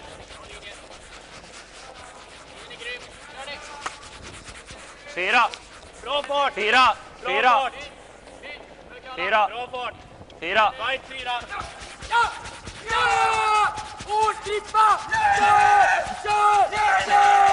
Kör! Kör!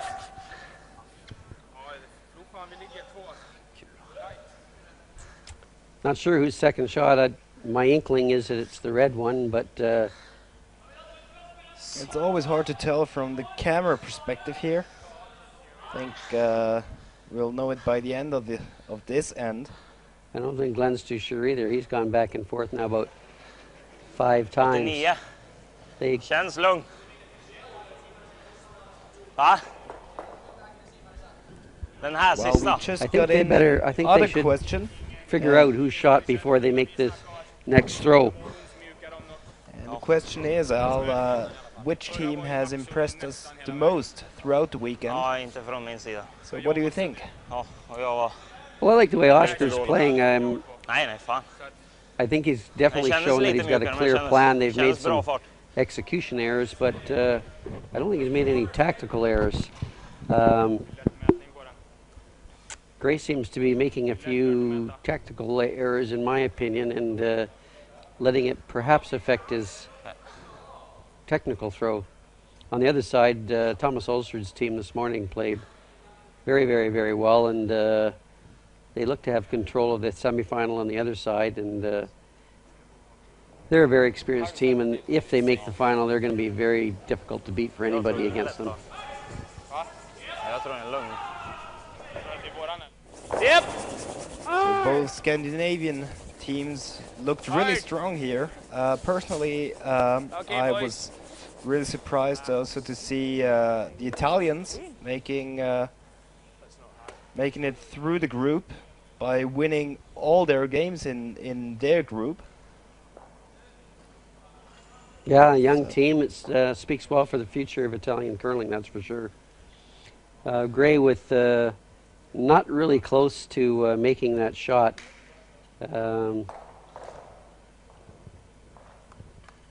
And Eriksson has stolen one for sure. They'll be measuring for second one, and here comes the umpire with the measuring stick. I think everybody in the ice seems to think it's red, but it's still worth a measure. Certainly steal a 2 would be huge. He's asking the thirds to come in and monitor his measuring. Taking out the glasses, always a good thing.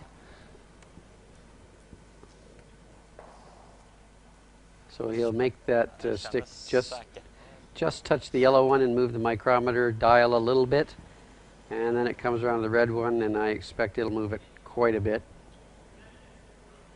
Yeah. So it's the red and one. as it was, it is red.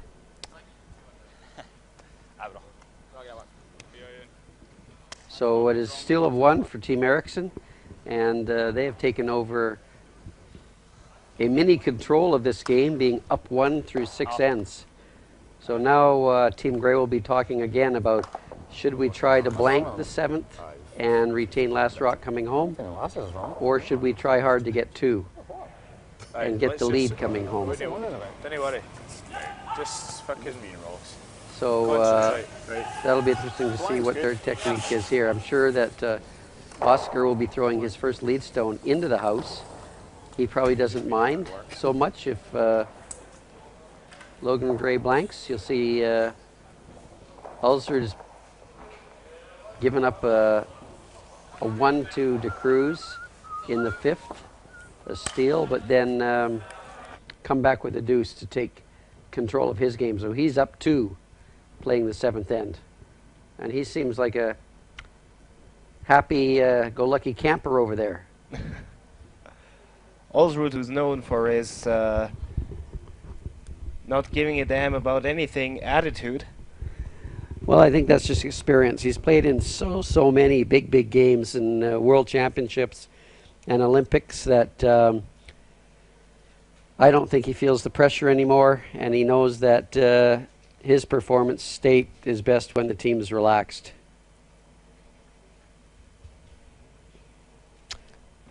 So we got in another question from Tokyo, actually, asking whether those hacks are removable and whether those are only here in Basel or can be seen throughout Europe. And there is a certain difference between hacks, for sure.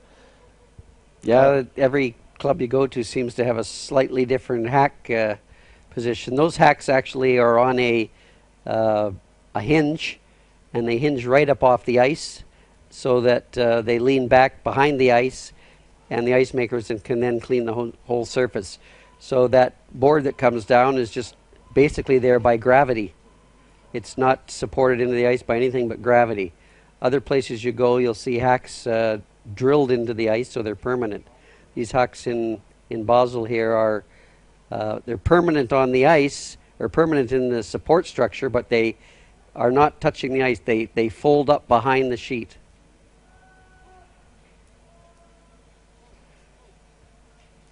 And here in Switzerland, there is a lot of clubs with a, although not exactly the same, similar hinged hack arrangement.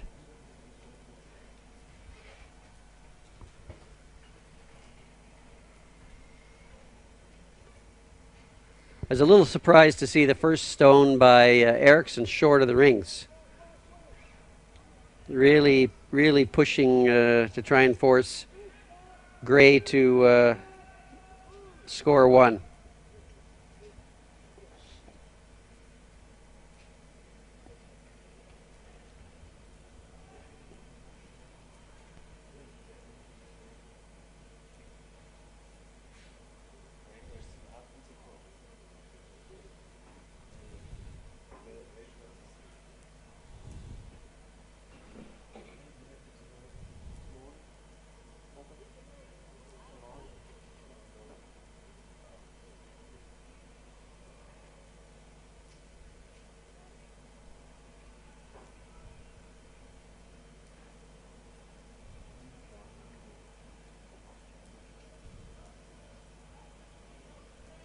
Well, this will tell us whether or not Gray is going to try and blank or take two, and he's very quickly walked up to that front stone, going to peel it off. So his intentions are obviously trying to blank this end and be down one coming to the last end with last stone. If he was trying for two, of course, he'd be going around behind it or putting up a corner guard. So it's clear what he's trying to do. A decision I think most skips would do the same way. Or what do the statistics say, Al? Statistics at this level of play suggest that if you're one up coming home without last rock, you'll win about 60 to 65% of your games, either stealing the 10th or winning in the extra end. So the team that is behind with last stone will probably only win about 40% of the games, 35 to 40% of the games. But I'm sure that Logan Gray knows his own team statistics on this, and perhaps his team statistics are better at getting two than the average.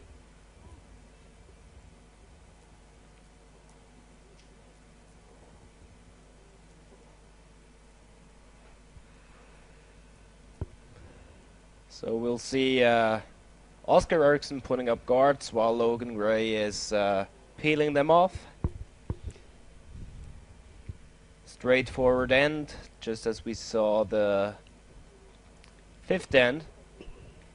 I've seen where teams do this, lull the other team into a false sense of security, and then all of a sudden make a switch on thirds last or skips first and go around that guard and get a deuce. But I'm not sure Logan's going to do that. I'm pretty sure that he's going to try and run it right out.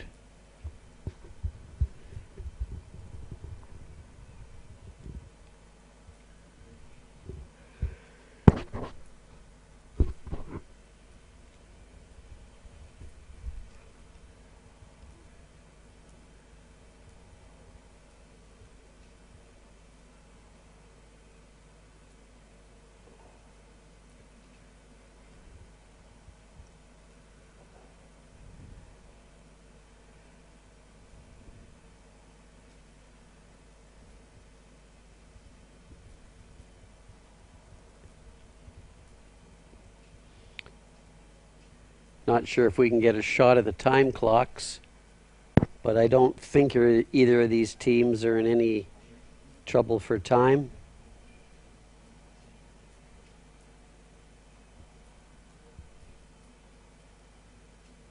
There we are.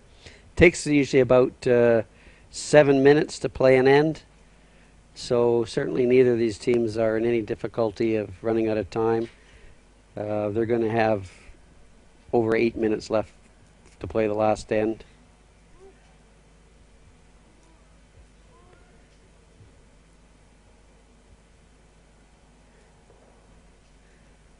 The playoff games here in Basel are all being timed. There is no time clocks in use during the round robin, but for the playoffs, these are time games like they would be in a national championship, a world championship, or an Olympics. I believe the team started out with 59 minutes for an 8-end game.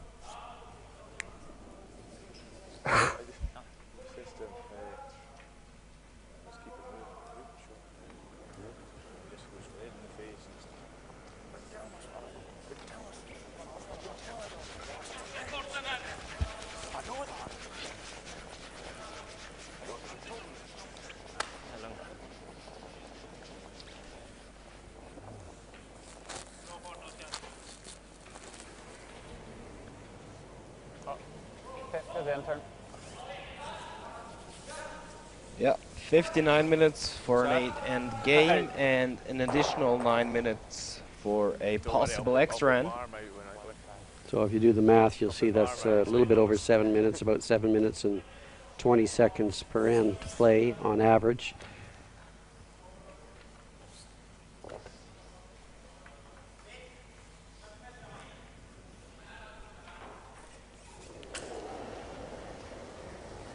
Keep.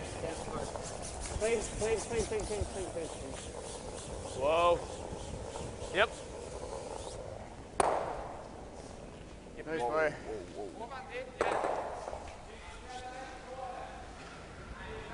Go.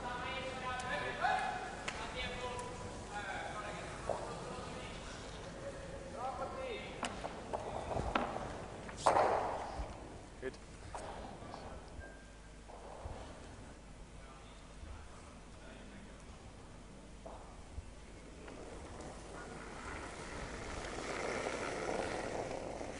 Känns där.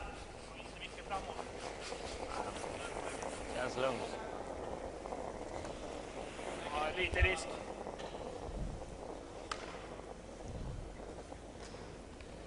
Lite risk.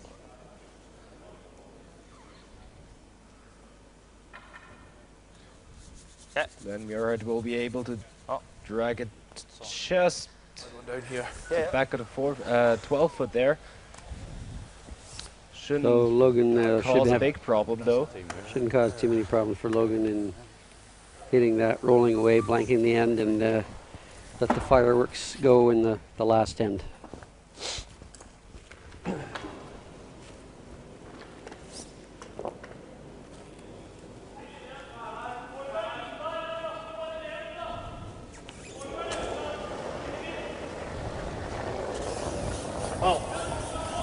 Clean, yep. Hard. Harder, Bibs. You're all right.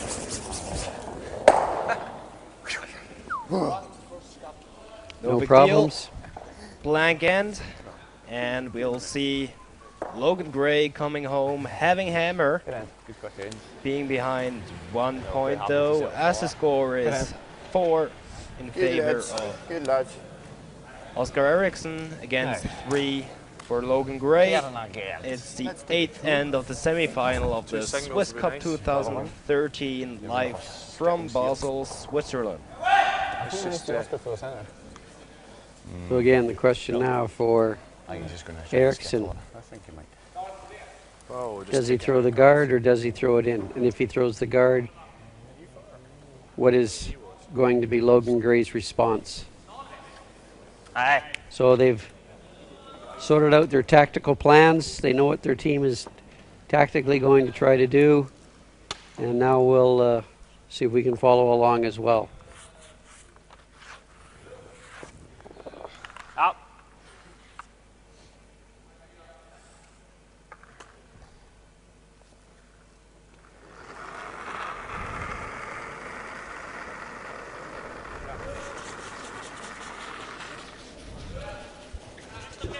Nice clean release. Håll igång. Eriksson green putting up Ligga topp 4. probably a close guard to the rings. Kom igen! Kom igen! Kör. Go right They're trying to go top 4 foot and control this end. They know that Logan Gray is going to throw a corner guard, so they were trying to get that stone top 4 foot. Logan would throw the corner guard. They'd come back with a center guard of their own and control the first 3 stones of the end.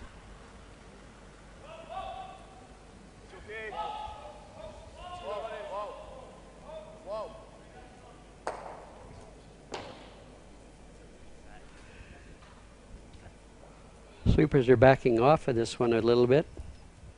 I don't want this one to be in. That would be a big mistake. It's going to be close. They're saying, please stop, and it listens and does. Oscar's going to throw the guard. I think you realise that picked him on. Unless you've got some sort of new scale or play. Oh, hey. Oh, did it? Oh, was it 10? I wasn't just doing that. You did funny things at times.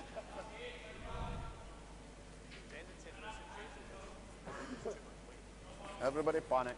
Boobsy, didn't he? Big boob. Upp på linan.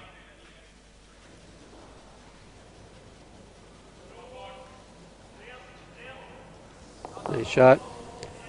He's left part of it open, but he's guarded the side that would allow Gray to hit and roll behind the corner guard, so that's not going to be available. So now Gray is going to tap it back. Gray could ignore that one completely and go around his own red corner guard.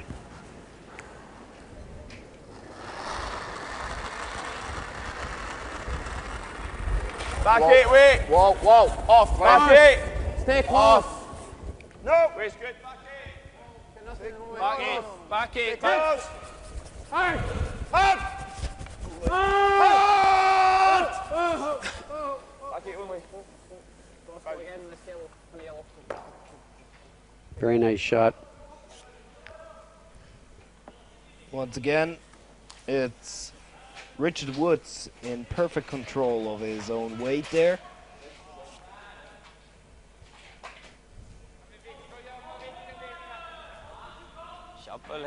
Oscar could choose to ignore that and either throw a guard or a come around himself.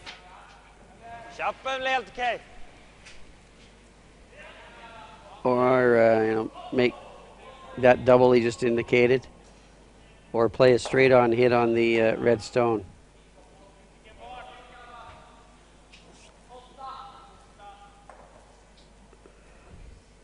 He's lining up the double on the 2 reds.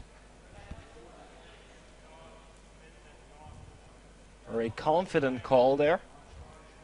Not sure this would be something I would call. I think I'd tend to hit that red stone, quiet takeout weight, hit the red stone in the 8 foot on the nose. We shall see.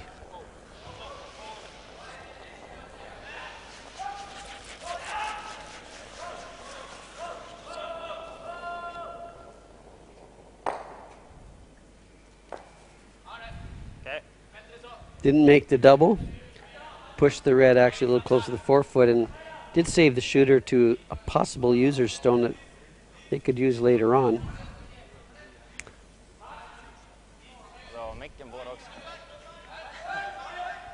Logan can sit his 2 points he needs to win right now. He's going to try and hit that one and roll to the side of the 8 foot. Should they make that, it'll be interesting to see what tactic Oscar counters with.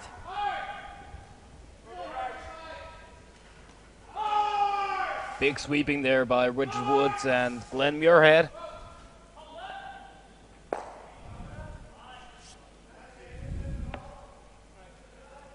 Nicely done. They're sitting No 2. easy They double there. wanted to roll out toward the 8 foot.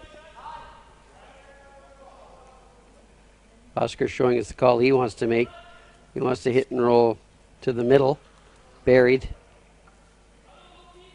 which will start to close down that scoring area.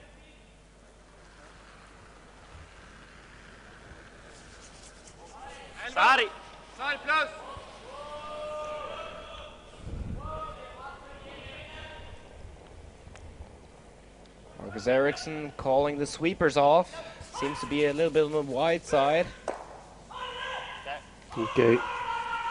He's hit that and rolled actually toward the outside.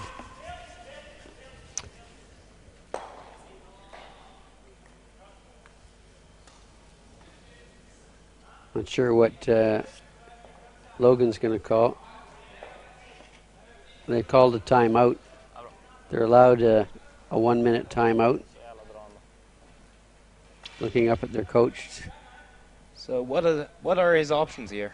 His options would be to hit that stone that was just delivered by Eriksson with quiet weight and roll over behind the center guard, which is what he's kind of indicating there. He could draw down and maybe split that red stone, try and draw around and get a little bit to the inside and push it slightly back and get to the inside. Or he could try and spill it the other way, hit it on the outside, push it in behind, and roll past it.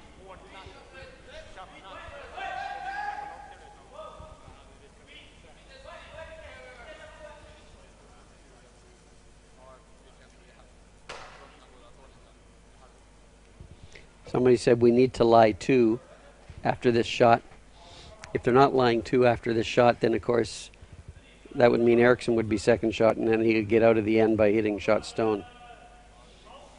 They could throw a tight guard just part way around that Yellowstone, so it's half around the Yellowstone and half guarding their own, say at the top of the 8-foot. That might force Eriksson to play a short run back double. And if he makes that, he takes your end away.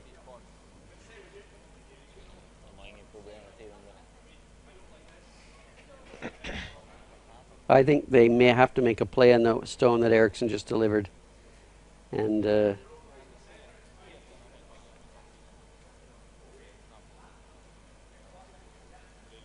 play quiet, hack weight they're talking about. Hit maybe 3/4 of that stone. They can see just about all of it. They want to hit 3/4 of it and maybe roll just a piece behind the center. So the goal here is to lie shot and second rock without a chance for a double take out there.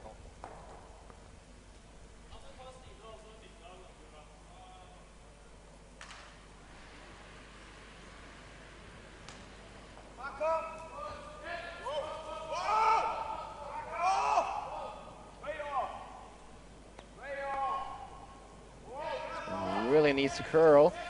Starting now.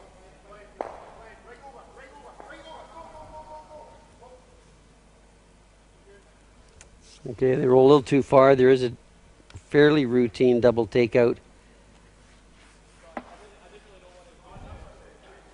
Fairly routine double takeout for Oscar's team. He's got to be sure not to hit the top one too thin and go across the face.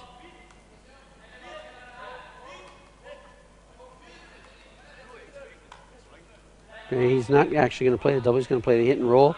He wants to hit the, I guess he's still in discussion mode right now. He said we can hit and roll on the top red one in front of the other red one in the 4-foot. We could play the double, or we could hit and actually roll behind our own Yellowstone. So I think that's what they've chosen. They're playing the hit and roll. Of course, setting up a possible steal.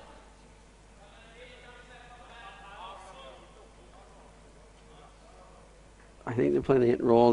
The double would only be called if, in fact, the line is narrow.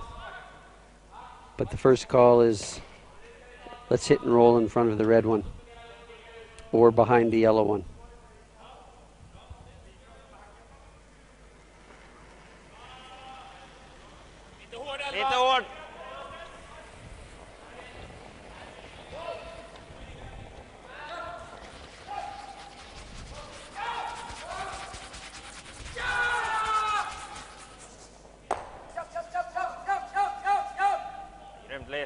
Great shot. That's directly behind the yellow guard in front of the house. Logan says we're still shot. However, there's not going to be much room to get 2.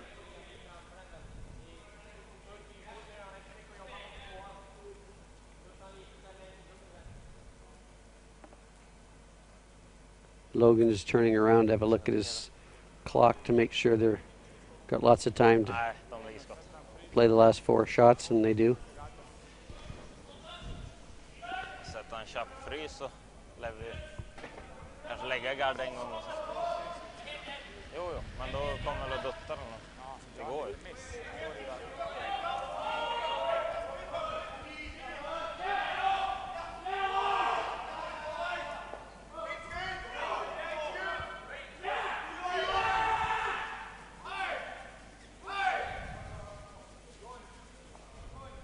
They just missed the breaking point here.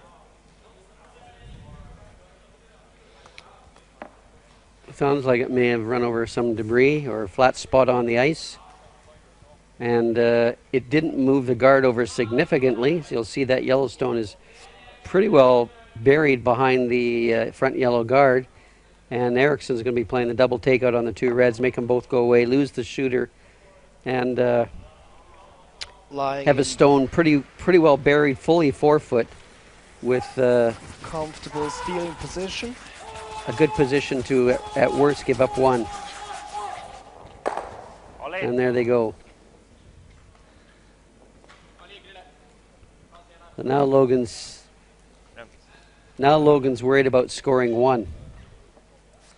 So he doesn't want that guard there. He's going to try and run it back and take that Yellowstone out of the 4 foot so that he's sure of at least getting his 1 and taking this to an extra end. I think playing anything else at this point would maybe be a bit foolish. It would certainly put him in jeopardy of giving up a steal.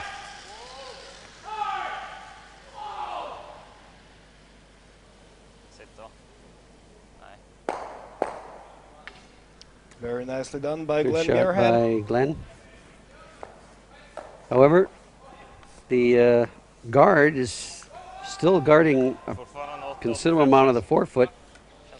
And Oscar would love nothing more than to get behind this full 4 foot and keep the pressure on Gray.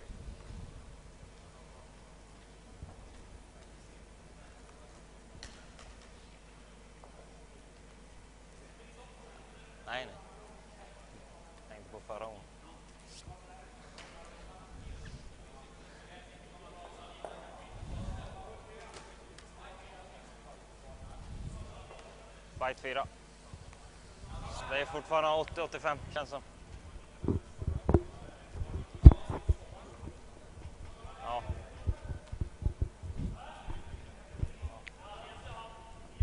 So Oscar just confirming the times with the brushers to see if the ice is any different than what he was throwing earlier.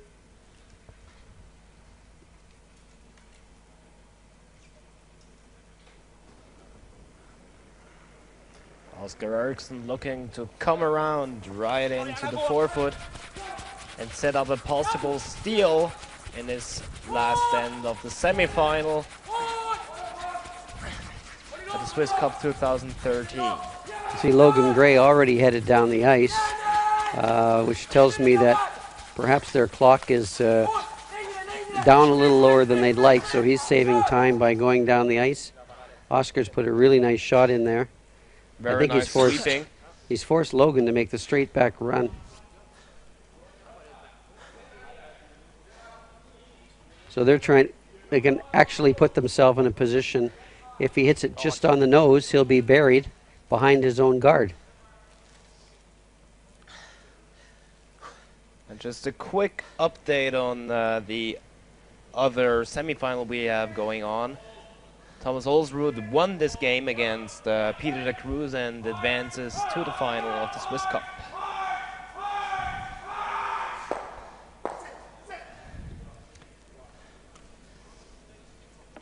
So although that's a great shot and hit and rolled behind the guards, it's a pretty short run back for Oscar. And this game is all the earmarkings of an extra end. Oscar can hit this stone anywhere from just about on the nose to a quarter rock on the outside.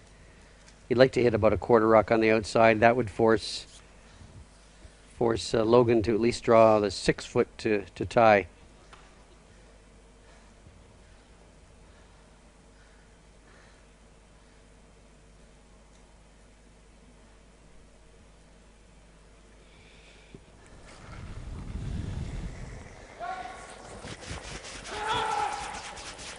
They yelled it right out of his hand.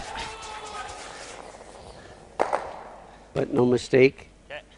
And nothing in the house. Logan has to hit the paint to tie this game. There is a potential split on the front stone. I don't think Ray's even going to look at it. You'd have to throw probably backline weight and catch about a quarter rock. But it is a possibility, which they didn't even look at. So I guess the question would be, do you take a chance at that now or go into an extra end without last stone? Going into an extra end without last stone, he's looking at probably about a 30 to 35% chance of winning. So he'd have to weigh that against what are his chances of making that split. However, they didn't even look at it. So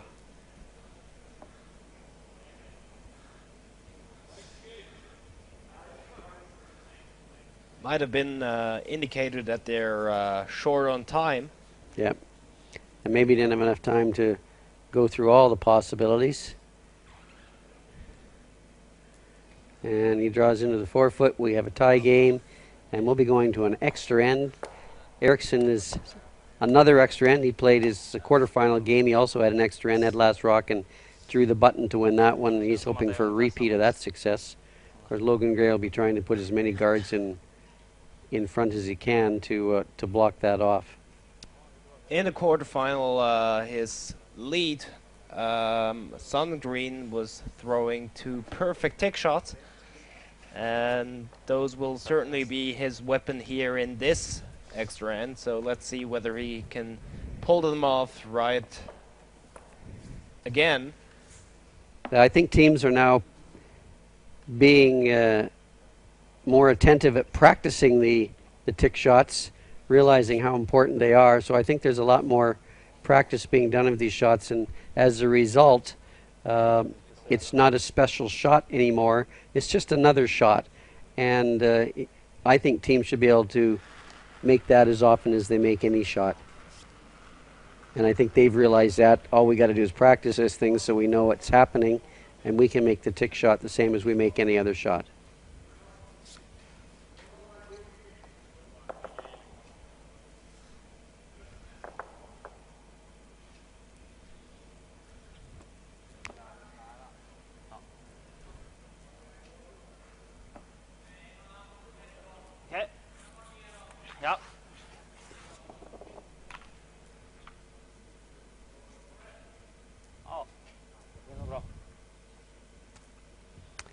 So, very nice guard thrown on the first stone. And here comes the split attempt by Team Eriksson. Whoa, whoa, whoa, whoa, whoa. Go speak it out.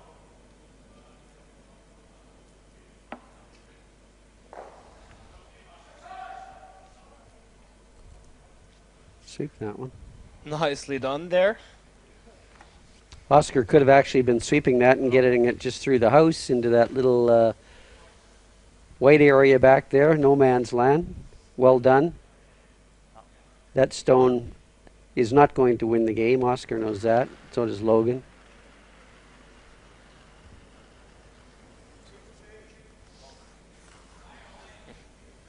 Richard Woods with interesting delivery.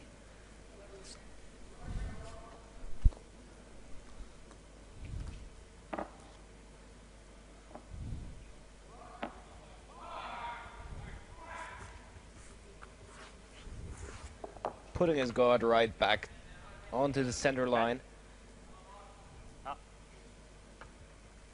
So Eriksson's team electing to play across the face, over curl the guard. Some teams play trying to hit the early side and roll the shooter more into the house. Whichever way you play, practice it.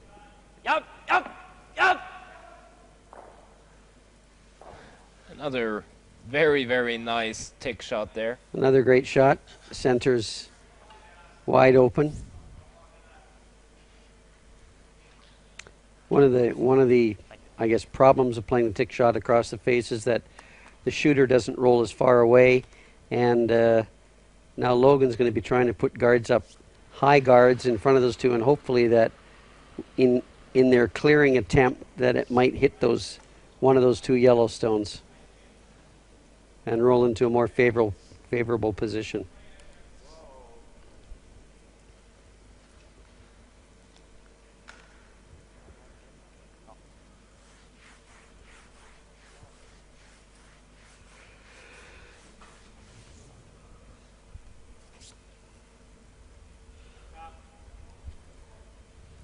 Yeah, I think they want a little longer to cause a little more problems for maybe a meter further away from the house there. Might have made it a little more difficult to clear.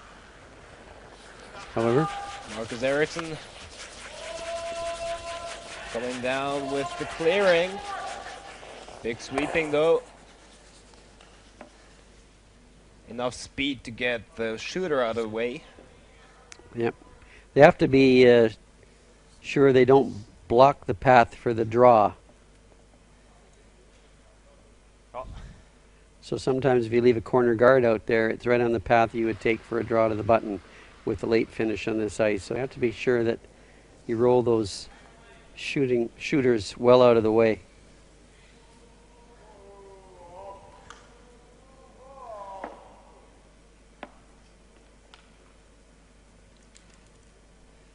Ross Patterson not looking too happy.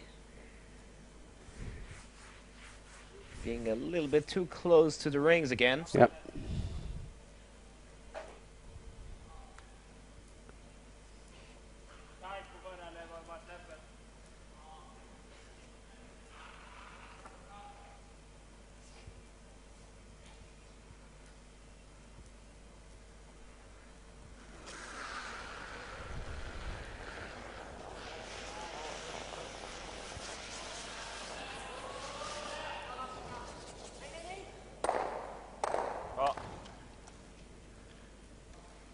Okay, he did jam it back on the red one, but managed to get them both out of play. So now that's opened up that whole side of him for him to peel on. At some point, probably on Glenn Muirhead's last one, if they don't have anything going on in front of the house, they'll go around that yellow corner guard and try to get one fully in the 8-foot under cover.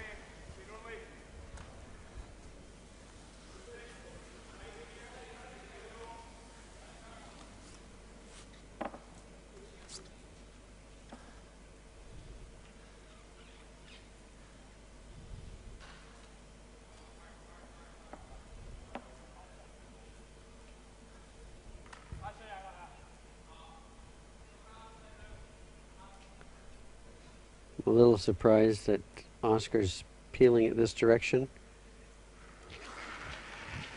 If he were to hit a little bit thin, he could jam it onto his own and spill it into the house. But he might have been afraid of the possibility to actually jam it just on the corner guard and leaving a corner guard which is closer to the center. The shooter.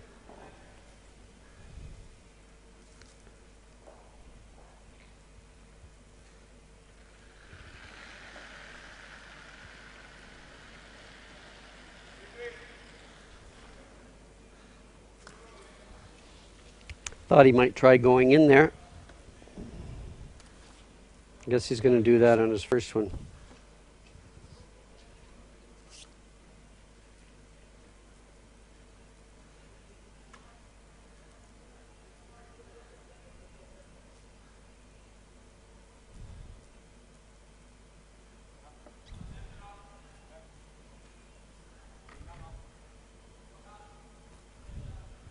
And here we have the possibility of jamming onto the yellow one and yeah, spinning to the center. I'd be peeling the other direction if it was me, just to take that possibility out of play. Oh. And maybe because they were trying to hit it past the yellow one, didn't quite have enough ice and left a corner guard. I'm surprised that they would have played that direction. Anyway, Logan Gray now has opportunity. He has a guard perfectly on the center line, and he could put one right at the top of the button. Making this game suddenly much more interesting.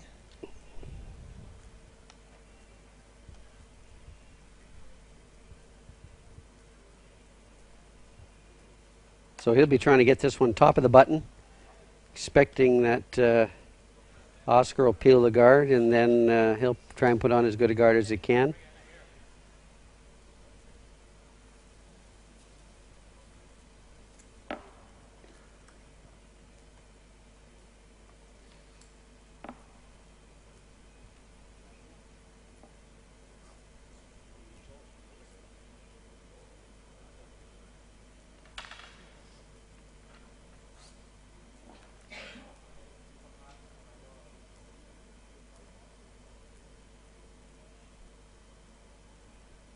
Just confirmation of the speed of the ice there with the brushers.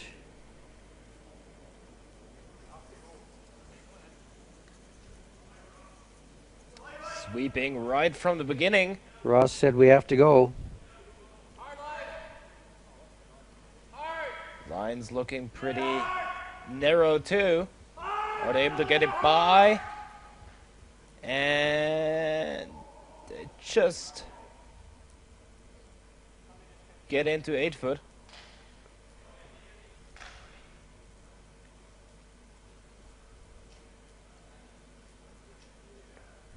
Apparently a little. So the sweepers had kicked the guard as they're going by, and they think that stone would have hit the guard. They're sure that the stone would have kicked the guard had the guard not been moved. So the rule says you put the stones where they would have gone had the guard not been moved. So they made their best guess as to where the stones would have gone. The umpire's just there confirming the players are happy with the call. I don't know if we have a replay of that.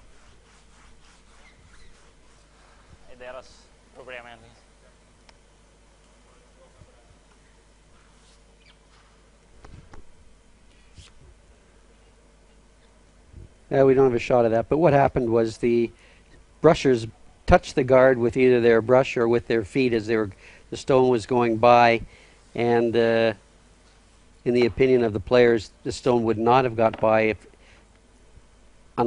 except that the stationary stone was touched. So the rule says that you put them where they would have gone had the stone not been moved. So Oscar's now just going to peel his own.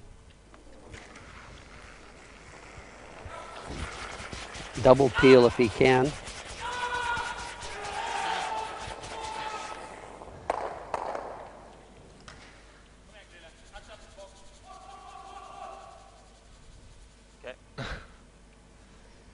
Clearing things up in front of the house. Clearing things up in front of the house. He rolls his own shooter to the top of the button and pushes the other two stones to the back.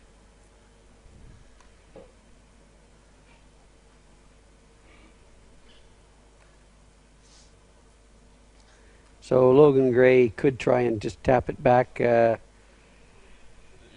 little bit and sit in front of it. And if he taps a little too far, of course, then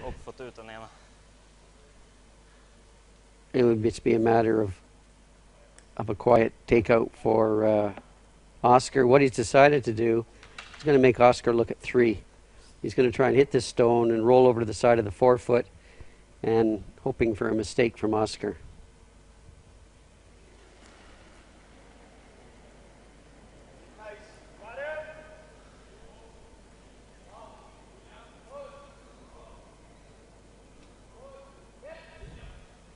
Easy weight on this one.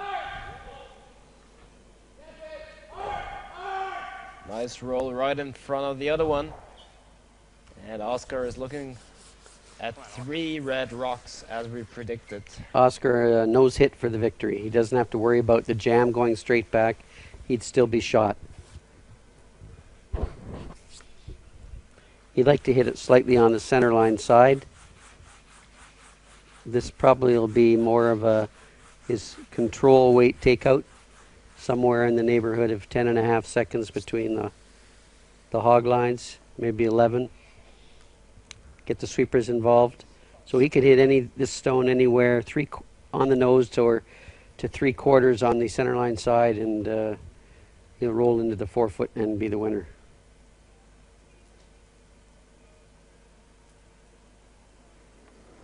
Oscar Eriksson looking for a hit and stick for the win. Control weight. The sweepers are controlling Brushes the line are just there. cleaning it. Line looks good. Brushes are cleaning on, off. Heavy clean. It's perfect. Yep, that's it. Oscar Eriksson, defending champion of the Swiss Cup, is advancing to the final against no one else than Team Fancy Pants #1, Thomas Olsrud. My name is Daniel Schifferly. I was covering this game for you together with Al Moore. Thank you very much, Al. And we'll be back for the final at probably 3 o'clock, I guess. Yeah, the teams will take not much time turn around, probably 45 minutes, to give Eriksson a chance to maybe get a little bit of a snack and regroup, and probably the final will start somewhere in the 3:30 range, or 3 o'clock range, pardon me. So thank you very much for joining us today, and come back to us when we get back to you for the final at about 2:45, 3 o'clock. It's Oscar Eriksson from Östersund against Thomas Olsrud from Oslo. Go and have a snack and come back. We'll see you then.